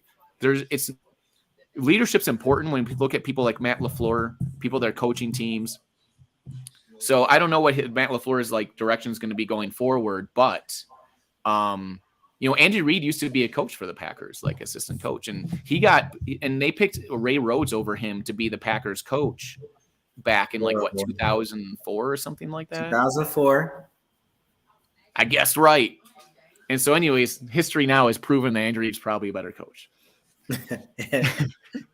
Probably. So you're Rhodes. Sorry, you're go ahead. Pissed at Travis Kelce. Just let it out, man. It's not so much that, just like the little bit of disrespect. It's not very cool and whatever. It's just fun to talk about. And the fact that, is it a replica or not? Like, what's the real Lombardi Trophy? Well, the thing about it, Grady, is that, do you remember last year, the year before, when Tom Brady like threw the Lombardi Trophy from one boat to another, and the family that makes the Lombardi Trophy, the actual artisans that craft the trophy, were really pissed. They were like, what are you doing what if that fell to the bottom of like the freaking like Gulf? You know what I mean? Like, so they were upset about that. Now he's spiking it like on stage, bro. Like, so anyways, just an interesting thing because, there's, like we said, with Stanley Cup, with the Stanley Cup, certain people can only carry it. There's all this stuff, you know what I mean? I think it's really cool that we have this like culture in sports and everything. And we went over earlier. We did a lot of fun tweets and a lot of things that are going around, like the NFL and about the Packers and stuff. But yeah, and so just so you know, Joseph, Crypto Grady and I are friends because we work in like crypto and NFTs and stuff a bunch, and he has a show, and we talk on the side a lot. And I want to do shows that are about like sports and culture and fun things, but also I'm going to do crypto stuff too. A lot of the people that are in the audience right now commenting are from projects that I'm in with like NFTs and stuff. It's a whole different thing. Yeah. But like I like to be the person that kind of like goes back and forth between these different worlds of like fun stuff. And you know, it's really funny, guys. On my phone right now, there's an NFL game that just dropped. It's pretty new, and it's actually a Web3 crypto game, but I didn't even know that. Like you could, so it's like if you just played it, you wouldn't know. It's just like it's called NFL Rivals. Oh yeah, this game. It's dope as heck. And yeah, so but the thing is that you can buy on the blockchain like characters if you want for a few bucks. Anyways.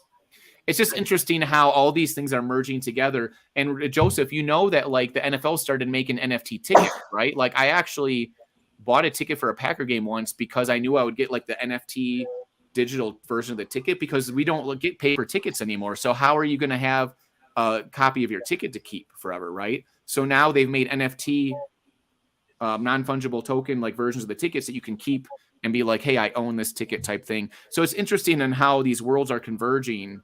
And that sports are using now crypto because with crypto is about collecting, like, and with sports we have collecting sports cards, memorabilia, tickets, you know what I mean? All that collecting. With crypto is the same thing, collecting the NFTs. I don't know how familiar you are with it, but like it's almost like a direct correlation between those things, like Pokemon, all that stuff. Pokemon. Yeah, it is. NFTs are basically like Pokemon. So I love that you're doing a football show, Doug. I freaking love it. I just had to because like Joseph, yourself, and the other people on Cheesehead TV during the draft was so good. Like I'm like, and we got other people that are doing cool Packer stuff like Tom Grassi and the stuff that are like he's super funny. And I'm like, there needs to be more of this stuff. We need to have more content and people that are just making people laugh, have fun, connect together. The Cheesehead TV community is awesome. I told them in our Zoom meet call today, I was like, hey, I'm going to do a show and stream later with Joseph. And I was like, everyone can come over if they want.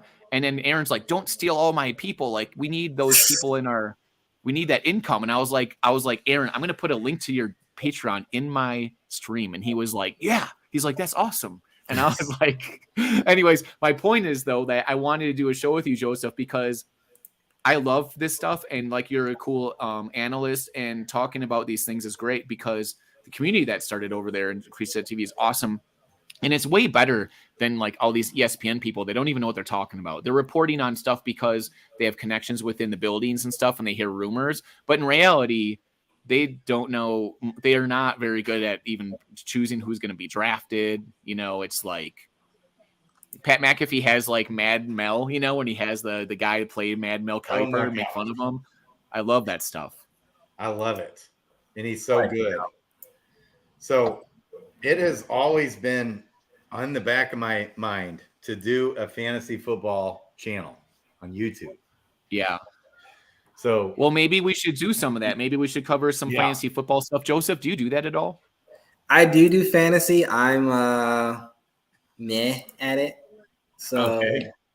I was really good at it in the past. I just haven't been like super keen on paying attention like this past year. I haven't had the chance to really pay. I do have my own league that I run, but it's just purely for fun.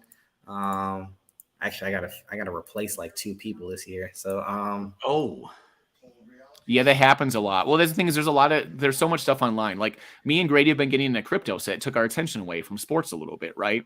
Right. But that's just kind of stuff that happens, and I want to bridge when we can bridge all these things together and have fun. I think it's a good time, and also showcases people's abilities to do stuff like you doing analysis. Like if you didn't know, Grady, Joseph played football too, and when you were making jokes about how he used to run like a 4.4 or something, and that maybe what did you say you could run now? Like what's your 40 time now? Me? Yeah, probably be like a 4.7. So you're down to 4.7. Yeah, that's still probably faster than me. And Grady played a bunch of sports too, so it's just cool to be able to talk about this stuff, especially when you have a background in playing sports. You know, we have a lot of people and reporters that never even played sports or football, and they never had a sense of like what it's like to like return a punt or something, right? Like when Amari Rodgers was chosen to be a punt returner, the first time I saw him field a punt, I was like, this dude should not be back there. Like the guy he's scared to death of returning that punt. You need someone like Reed, who's a monster. That's like, that's my ball, and I'm going to grab that ball and I'm going to knock you down.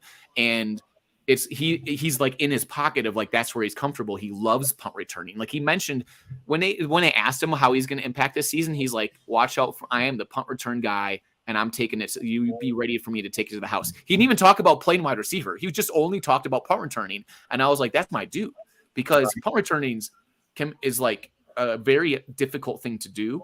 And so he's like pointing out like, hey, this thing is really difficult, but I'm going to excel at it. And you better be ready. So, it's kind of, I was a punt returner in high school and I loved it. I thrived. I'm like, when people would run down and try to tackle me before the ball got there, they would do a thing where two guys would come at the same time and try to knock me out and like hurt me before the ball got there. They're thinking that the next time I return a punt, I'm going to be scared. I'm going to fumble it.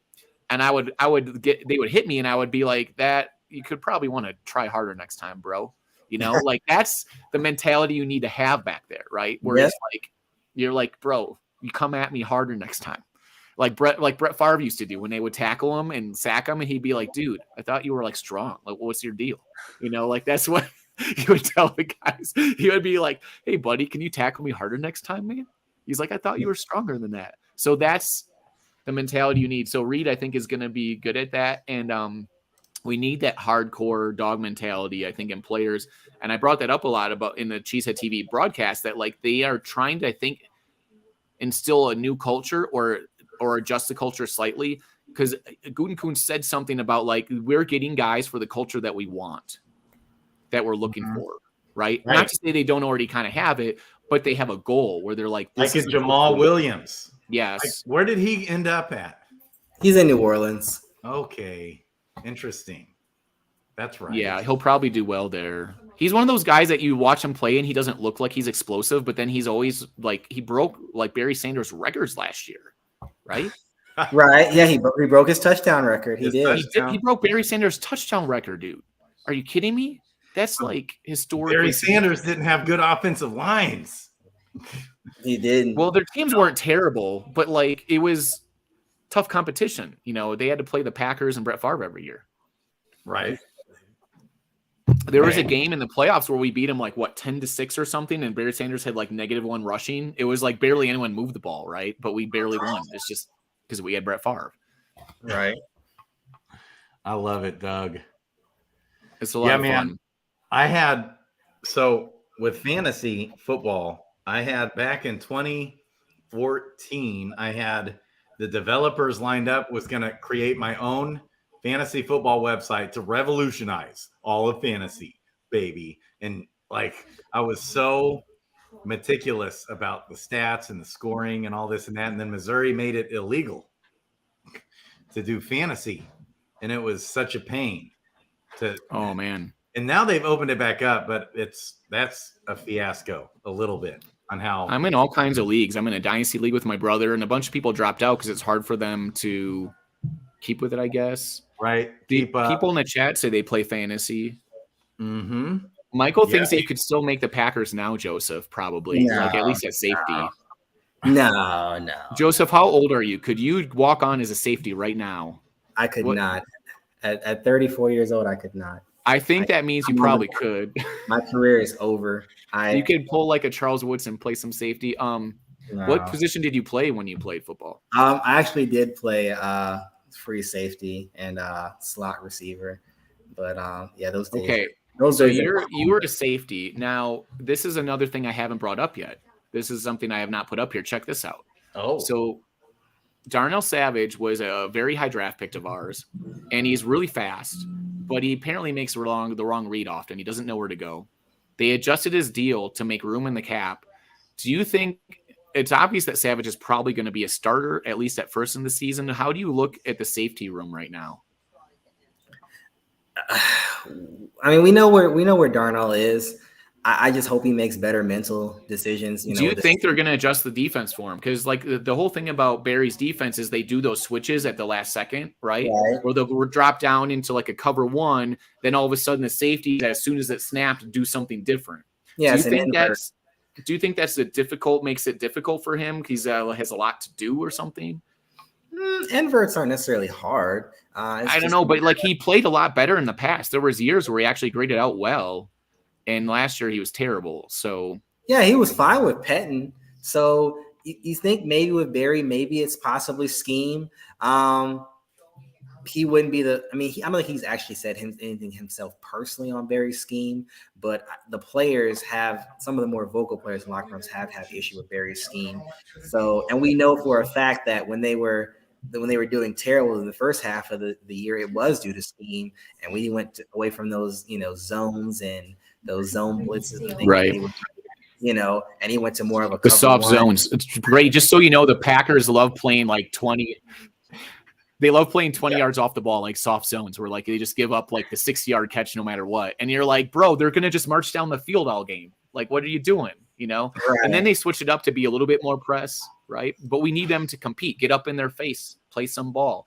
And the problem is that if your safeties can't be in the right place at the right time, then you have to kind of play back and play safe. You need safeties that can be reliable. Rudy Ford might be the only reliable safety we have. I don't know. He's played in the league a while. He's 27. I brought that up on Cheese at TV. He's 2 years older than Savage. So he's been around. He doesn't have as much game experience probably, but he is an experienced vet, and he showed up last year, got a bunch of picks, made some plays, and he looks like he just has some instincts in him, Joseph, I want you to give me some things to be hopeful about with the safeties, please. I'm really hopeful for Anthony Johnson Jr. The rookie in the 6th round. I think he's going to surprise. Actually, 7th round. You're right. He was the second to last before Grant DeBose. There he is. So a converted corner, because that's what you want. You want a safety with corner-like traits, with corner-like instincts. I think it's always easier, at least from my own personal experience, it's easier to make the transition from corner to safety. To make the transition from safety to corner is a totally different process. If you got speed too, if you're a safety and you have speed, I think it's like, yeah. Right. Because safety's not all, it's not I want to say it's a general guideline, but typically you'll find your corners are typically going to be faster than safeties because they're manned up on the offense versus they got the quickness. Safeties have more of a zone, and then they have the delay or the advantage of having automatically 7 to 10, 12 yards off of the line of scrimmage to react. So I love playing safety when I was in high school. I didn't do it much, but when we'd go to the camps, when I go to the college camps, they would put me at safety because I wasn't fast, and I would get so many interceptions there. Like I always got interceptions anyways, but like because I was like the brain play guy that was like always reading the defense or the offense, and I get lots of picks. But like when they put me at strong safety, I couldn't really tackle that well. But oh my god, when you put me down there in that zone where like any short passings, bro, like especially when you can start predicting the offense, sorry, it's game over. If you're safety and you have that instinct to the house, baby, like Nick Collins style, that dude would just do it all the time. Right. And that's part of being a safety is you have to be able to read the offense, and as what they're going to do. You've got about 1 or 2 seconds to make your first read, just like an off-ball linebacker. You've got about 1 or 2 seconds to make your first read, and then after that, you've got to react on that read. Whether as coaches say, I'd rather you play 150 miles per hour and go wrong than you're doing 45 miles per hour, trying to be right the whole way. So that could be an issue with Savage is having the instincts, making the right read. And like I said, I think it also is partially scheme. I don't want to completely vindicate Savage from his play. I do think he has some accountability there, but I want to really like Savage because he's so dynamic, but like that's the thing. We need safeties that are smart. If you want to win a Super Bowl, you're going to have smart safety play, I feel like, Right. And Tremont said that, the players with the longest careers are smart players. John Madden said 90% of the game is mental. 10% is the physical. And yeah, Tremont Williams, he came on the stream too, Grady. Do you remember him? He was on the Packers championship 2010 team. He's he's one of those guys that like was a undrafted dude, I think, right? Or 7th round. And he's like one of the top 8 players from that entire draft class, like as far as like rating. So take that in your bonnet, listeners. Yeah. Tremont Williams or life. Our boy Joseph isn't a believer in Justin Fields. Is that right? I'm not a believer. I'm not a believer in any, quarterback drafted from Ohio State. Ohio State. Even CJ Sprout, I'm like, dang, I feel really bad for the. So you're not feeling dude Texans. Yeah, I feel really bad for that. Will Anderson's going to carry the team, but So that was a good move to move down again into the 3rd pick, right? To get Will Anderson. Okay, but Justin Fields, he had some magic. You got to give it to him. He has some magic, but lots of players do. But the problem is that you got to look at what team they're on, right? Like CJ Stroud's going to the Texans. That's not going to be a good setup for him to succeed, right? It's going to be really rough. Yeah. And like this is the thing. Think about this, Grady, and all you Packer fans out there. Do you remember Trubisky, the guy that came before Justin Fields? This is what's really, really interesting. In every way possible, he graded out better than Justin Fields from the beginning to end. Like, he's a better quarterback than Justin Fields. And they got rid of him to get Justin Fields. Now, Fields could improve, but what I'm saying is from their beginning of their careers, rookie, whatever, every step of the way, Trubisky was better than Justin Fields, right? Interesting. And, I mean, something could happen where that changes, but, like, people are not – it's like kind of like a Kirk Cousins. Like Trubisky had some upside, but not Justin Fields' upside. If he can get it together, his passing, his make it happen, his magic, it takes these guys a year or 2. Do you remember also, Grady, though, Trubisky was like literally drafted and they moved up to get him ahead of Patrick Mahomes. I know. So they thought his upside was higher than Patrick Mahomes. Which was nuts. I'm just saying, I can do this all day, baby. I can like tell you how much the Bears suck all day. I think Trubisky was a decent quarterback. It was just that's the thing is that I am more afraid of Trubisky than Fields. He went to the Bears. That's what my point is. Even if Fields is a good quarterback, he's on the Bears. And if Trubisky couldn't do it and he graded out better in almost every way, I mean, Fields is a better runner, of course, but like running doesn't really win you championships, right? So if Trubisky is better than him in every way and they got rid of Trubisky to get Justin Fields, and the situation is not different, it's still the Bears. What do you think is going to change, right? Who they even have at wide receiver on their team? Well, they picked up DJ Moore. And they do had have DJ Moore, that's right. And they got a good rookie wide receiver as well, or didn't they? Tyler Scott from Cincinnati, but he's 4th round. 4th round? Didn't they get one in the 1st or 2nd? Well, but they've been drafting top wide receivers in the draft in the past decade. They've taken guys in the 1st round. They haven't really quite panned out.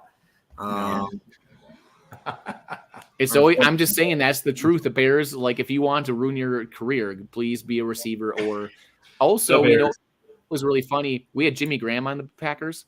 And he was kind of like not a fan favorite because he kept on making like big drops and stuff. So eventually he goes to he did make one big play for us. Oh man. But eventually he goes to the Bears and his first quote is the Bears are actually serious about winning a Super Bowl. Like as opposed to the Packers, right? But he literally is like told that to the press, like telling them to print that.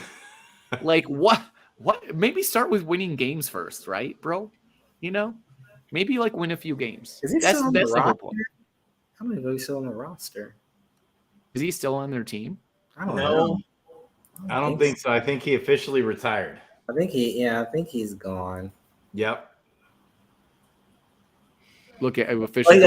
He's a free agent, but I mean, Jimmy Graham is 36 years old, so I mean, it's probably and I mean he'll probably sign with the Saints probably and retire. So probably the thing is that he just has never done anything great ever after leaving the Saints. You know, he went to the Seahawks, but that was a terrible fit. And then the Packers waited 20 years to get him from the Seahawks, and by the time they got him, it was too late.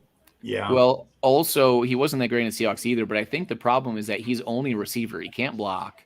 And being only a receiver, once you like start slowing down a tad, like you're just not that dude anymore. And he's no one's afraid of him in his like toughness or anything. I don't know, man. It's one of those weird things where he was a superstar with the Saints, and then I guess he just got old, but he cannot block. Okay, like he's basically just a tall wide receiver. I mean, but Jimmy Graham was a basketball player in Miami. You know, he was a power forward. Not so much the NBA, but the NCAA. You know, as far as like their promising players who maybe don't reach to the NBA. You know, that's starting to be the current gold mine for finding NFL tight ends. The only problem is, if they haven't played football like either at all or maybe since their first 2 years of high school, the ability to block and do all those things that tight ends also have to do besides running routes and catching the ball, it can be a very steep learning curve, because the physicality of the NFL, just the NBA isn't even in the same galaxy as that of physicality. Yeah You got to be able to do a lot of things, and that's why it's interesting to look at the Packers draft, because as I pop this up again, here, Grady, look at this. So this guy that was picked, Tucker Kraft, he's the other tight end they picked. He's actually a good blocker and a tough dude. And his RAS like physicality score is actually as high as Musgrave's. He's like an insane athlete, right? He's tall and he's fast. He's a touch slower in his 40 time, but all of his other stuff is like just as fast as Musgrave, who is the most explosive dude in the draft for like a tall guy. And check this out. He tweets, "There really is a Culver's at every Wisconsin exit, and I'm here for it." Are you familiar with Culver's, the burger joint? Of course. Now, check this out though, bro. Look at how many views this dude has as not a first round draft pick. 223,000 views. This guy's from South Dakota State, right? He's from the Dakotas, bro. Do people even live there? He's got 210 retweets and 3,500 likes, bro. Like, dang. Dude knows what's up. People love Tucker Kraft. They love this man. And I think he's going to be a superstar. And I'm just, you're a Chiefs fan. I'm just hoping the Packers can get like a Travis Kelce type dude on the team. Somebody from tight end that can just make an impact somehow, right? And so I love this tweet so much. Like literally dude is tweeting about Culver's right away and getting like more engagement than like almost any Packer player ever. Like, I mean, this is literally insane levels of engagement, and he's barely on the team, right? Nobody knew who this dude barely was before the draft, right? Like he's from a small town, South Dakota State. And so the Packers got two tight ends. Hopefully they work out and we can get some Travis Kelce action going on their team. You know what I'm saying, Grady? Yeah, man. So that first pick, he was the second tight end pick in the third round, right? Well, here, I'll bring this up so you can see it again. Yeah. So he was one. Yeah. He was in the third round. This Luke Musgrave, wasn't he like the most athletic tight end in the draft? Yeah. Yes, he's the dude that jumps off the tape where people can't cover him because he's so tall and fast. He run like a 4.6. Yeah, baby. And Kraft is pretty close behind. He ran like a 4.69, I think, or something like that. But they have the RAS scores of like their 10-yard shuttle time and explosiveness stuff. And Kraft's actually like overall athleticism is like just as high as Musgrave's, I think. It's just that his actual 40 time is just a hair off, but everything else like athletically is up there. But Kraft is a better blocker. He's like a proven blocker apparently, and he's just a monster. So people are more jazzed about Kraft, I think, than anybody in this draft. Like, that's what I'm saying. I mean, look at this tweet, bro. Like, look at this. Look at that. I mean, this is insanity, break Grady. 210 retweets for a dude that's like a third round draft pick. Yeah. That's in 3,500 likes, bro. Right. Like, show me another third round draft pick getting even anywhere near that in all of history. You know what I'm saying? Like, so you guys are feeling good about the Packers this year. Well, that's another question, is that like everyone seemed to think that they won the draft. Everyone gave the teams like all got like an A+ or something, right? Yeah, I actually have that up here, I think. I pulled up one of these tweets that someone made. Did I put it up here? Maybe it's not. But there's a lot of tweets of people saying grading the draft, and most people put the Packers near the top, like top 10 draft or whatever. But every grade's like really good for pretty much every team. And it's interesting. I was asking Joseph about that. Part of the thing, right, Joseph, is that like the draft was very spread out. There was not a lot of like very high end talent. There was not a lot of obvious top 15, top 30 talent, but there was a lot of like second round, third round talent, right? Yep. So everyone feels like they got something. Okay. Yeah, not a lot of ribeye, but plenty of New York strip. Okay. Oh, I see that. Ooh, that's a really good quote. Joseph, you just bring these quotes out of here. Not a lot of ribeye. He's actually a lot of New York strip. Do you agree with that, Grady? That like ribeye is better than New York strip? Some people would disagree. Valerie over here is saying that like New York strip's better. All right. Oh, but I just like that Joseph made that take. He made that like qualification there. I love it. So I don't even eat steak like that. those are the Joseph Joeisms that we got to have. I'm writing all this down, bro. Like these are legendary quotes. Not a lot of ribeye, but a lot of New York steak. So everyone, if you go to a restaurant and you're like, hey, they got like some pretty good New York steak, you're like, oh, a pretty good dinner, right? It wasn't terrible. That's how and everyone's giving themselves a pat on the back. Oh, we did a good job. A on the draft. So it's hard to say. I don't think the Packers did like a lot better than other teams. Other teams did well too. I wish they would have gotten a right tackle. That's my take. Yeah. I wish they would have gotten a right tackle somehow in there. That's my biggest concern. But I think a legit right tackle that could really anchor the line. But what if you take that right tackle and they're just not even as good as players you have already? But you in your head you think that people like Van Ness and Musgrave are going to make an impact. I think that's what Goot was thinking. If I'm Goot and I'm in that room, what they're probably saying is, hey, we're drafting that the tackles that are available are not really like clear cut better than what we got. So we're going to get a monster on defense and we're going to get a tight ends that can cause some havoc. And I'm okay with that. How's that first round defensive pick? What do you think of that, Joseph? I just want to see where they're going to play Van Ness. They talk about the strength. They talk about the bull rush, but he's going to need more than that to be successful in the NFL.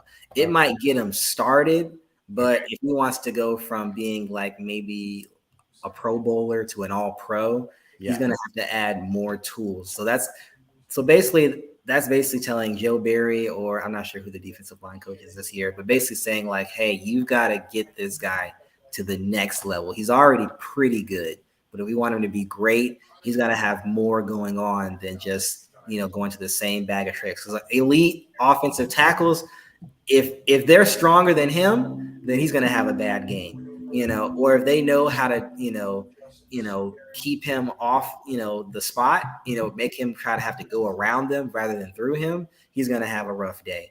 So he's got to he's got to have more in his tool bag. He's got to increase his bag of tricks. Otherwise, because offensive linemen watch tape just like anybody else. They're like, what does this guy like to do? If all he does is bull rush, I mean, there's ways to beat that. Even if you're the weaker lineman, there's ways to do that, or worst case, he gets a double team and then he's stagnant all game long. So I wasn't a huge fan of Van Ness simply because he is a one-dimensional defensive player today.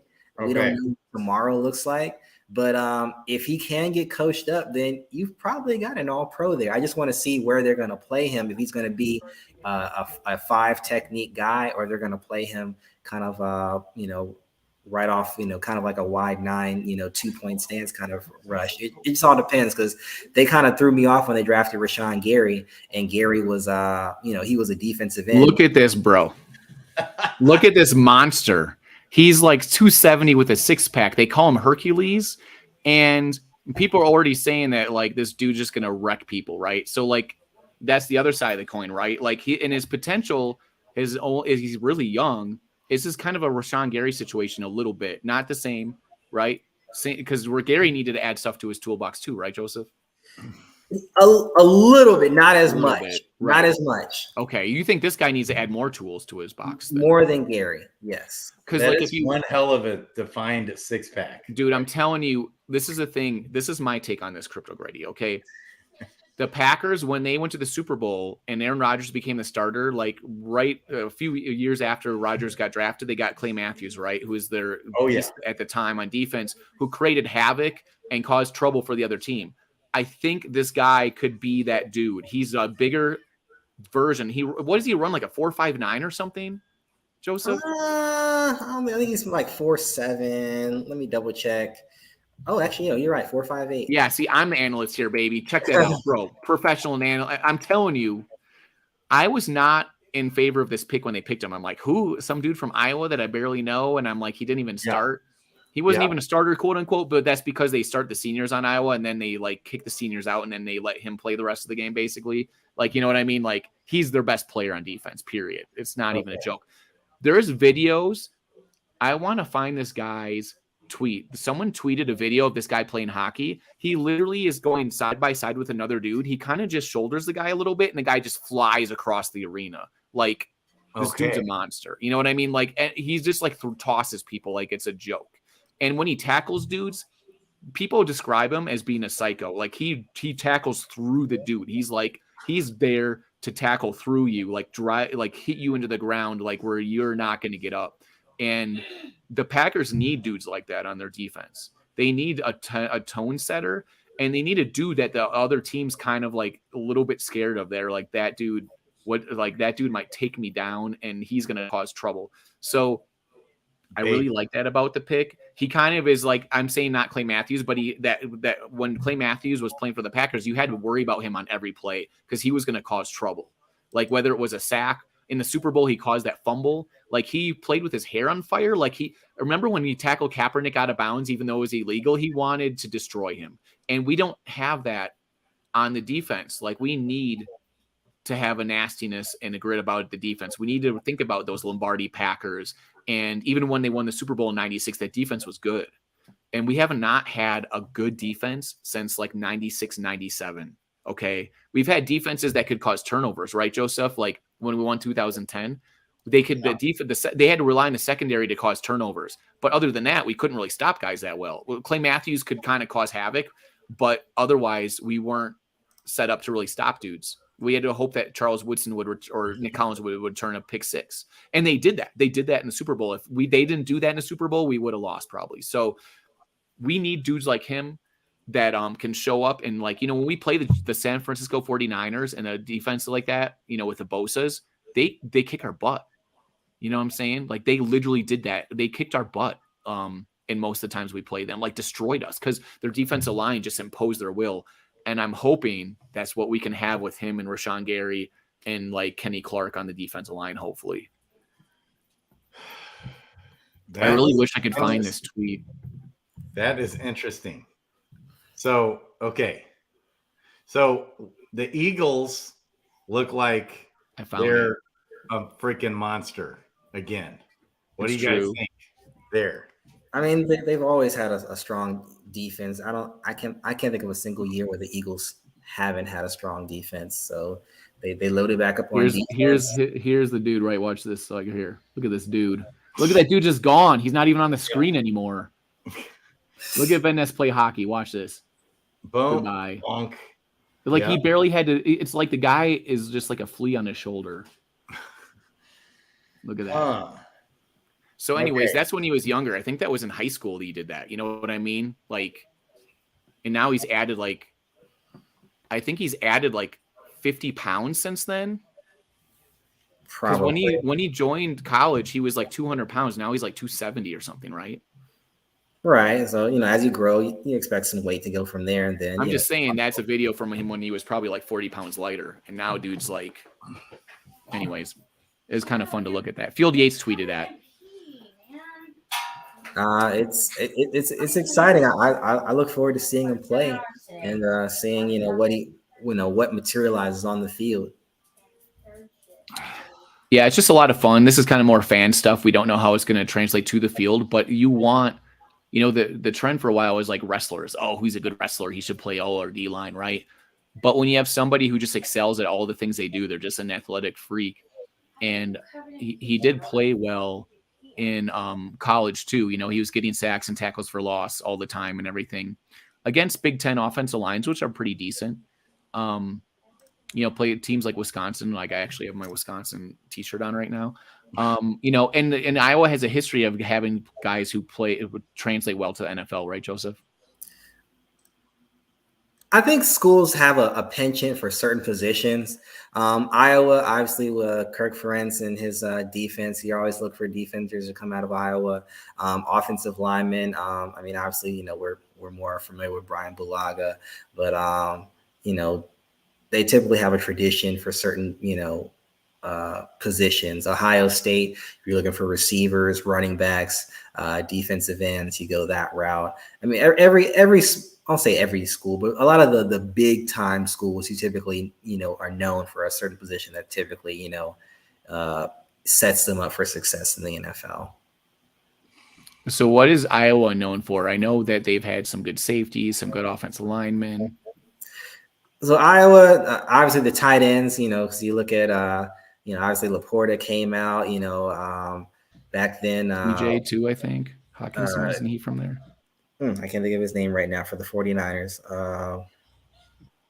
Is TJ Hawkinson from Iowa? TJ Hawkinson's from there. Yep.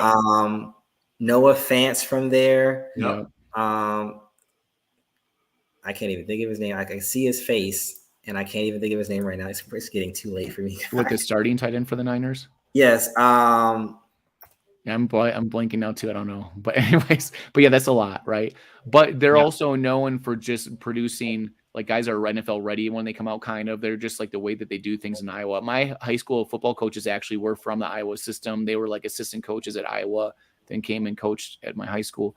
There's like a whole thing. They ran the wishbone offense, guys, if you remember that, where like you had like 18 running backs in the backfield. So there we go. Yeah. Very cool, guys. Okay, well, I might shut down the stream now. This has been a lot of fun hanging out and chatting about the draft and stuff. We've been doing it for over 2 hours, and this is the first stream I've done on this channel, and this is super cool. It's like super fun. And you guys are just great to talk football and stuff with, and I really enjoy doing it. Thanks to everyone that's watching. We had a bunch of people watching, give comments and stuff. Minute DJ, he says, I know my sports. We can see if Jordan loves. So Minute DJ's here. Let's go. He says he's a physical beast. So yeah, thanks, Minute DJ. So we've been hanging out for a while, and I want to do more of this stuff. We'll be doing more shows about different things, crypto, sports, whatever. And I just wanted to kind of get my feet wet and do some things, figure out how this works using StreamYard and all these different cool technologies. And thanks so much to everyone for coming. Joseph, thanks for showing up. Well, maybe we'll do more of this stuff. And I just want to get more people out there like Grady and all the cool stuff and opinions and advice and analysis and build people's brands. Everyone out there, even watching and stuff, do cool stuff with everybody. So make some cool videos and have a lot of fun with it. So we'll be doing more of this stuff. So everyone watch out for more videos and more streams. I'll be going on Crypto Grady streams probably in the future also. All the time, baby. Yeah, Crypto Grady streaming all the time, every day, all day. And if you want to learn about crypto and stuff, check him out. In fact, I'll make a link to your YouTube right now in the comments. But here's what I want to do. I want to do a dedicated channel to football, fantasy football analysis. Joseph, you're freaking awesome. Thank you. I try my best. Best to not look silly on the internet. Let's go, baby. I just put the link to your YouTube down there. I put the link to Joseph's Twitter in the description of the video also. I'll add that to Grady's also there. Joseph, do you have any other links that you want to give people? Like, do you have your own YouTube? Do you have another social media other than Twitter you would want to add to that? No, just Twitter for now. I put all the CHTV articles that I write up there. I'm entering my off-season break before we get ramped back up. So you may not hear or see too much content in probably the next couple of weeks. But then let's see, probably by the 1st of June, I'm right back at it. But just take a little, break to kind of like let my mind like clear itself. I haven't even cleared the board behind me yet. But if you remember Friday Night Lights, when the end of the movie, when the coach starts taking the names off the board, and then you gotta start moving the names back up. That's the 1st of June. Yeah, good times. Yeah, that's really cool. And yeah, because you do the whole draft season and all that stuff. And you do it for Cheesehead TV and stuff. And there's a lot of opportunity to have fun and to do cool content. So thanks everyone for being on the show. I'm going to run the video at the end too, maybe for everybody as we head out, just so they can see that fun. Where is the video at? I'm going through this. Here we go. The overlays. Oh, we got this cool hype video. So this is the video that I made I originally, because you know what happened? What's funny, Joseph, Pack Daddy asked me to make a video to promote whatever. And so I made it and I put their branding on it to promote their draft show. But then I was like, I'm going to use this video also to promote, like, you know, just the fun Packer stuff I'm doing. So here it is real quick, just so you can see it.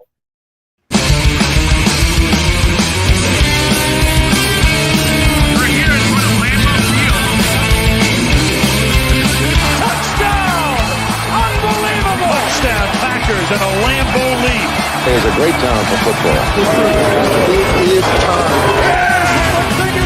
Welcome to Title Town. Picked off. What a catch. That's insane. Beers, rocks, and big hits. 328 newtons of force. Really dude's nuts. Hey, what about that? Roger. He's got it. And for the touchdown. Winning isn't everything, but it's the only thing. Well, then run it. Let's get the hell out of here. It's magic time. Yeah. Epic, Dude, baby. it's full of like Epic. Lombardi. And if you notice, there's actually a picture of me sitting in Lombardi's office. They have that at the Pro Football Packers Hall of Fame. The Lombardi trophy, my buddy Barry, the Lombardi trophies, us yelling in the stands, hanging out with like, in the beginning of it, I am hanging out with the Lambeau ambulance, which is like a traveling party bus, all this kind of cool stuff. The culture of the team and the games is super awesome and fun. And it's amazing. You see it here with like Joseph, who works with CHTV, you see it under his name, which is a big, awesome media company now. And it's just a lot of fun. Sports are fun. Grady, you're a big Chiefs fan. And going to be doing more fun content, more fun things, and get more people involved and just show the culture, the community of everything that's happening. And I just want to say thanks to everybody. And there's going to be more fun stuff happening. Joseph, do you have anything you want to say at the end? Any comments or closing remarks? This is really enjoyable. Look forward to maybe doing it again sometime. And yeah, just thanks for having me. Yeah, maybe it might be a weekly thing. I'm going to be doing a lot more streaming and we can do more fun stuff. We'll talk about that. Grady, baby. We've done a bunch of cool streams together. We had you pop in the room and add some juice. Oh, you're motivating me crowd, to baby. get like Johnny on it football analysis, bring all kinds of unique content that you don't hear from all the other channels on football. Ooh, we've got some of that. We can do it, baby. I love it. Awesome. All right. So we'll see you guys later. Everyone, take care of yourself and go Pack Go. Go Pack. Let's go. Let's go, Packers. Let's go, baby. Let's go. Yes.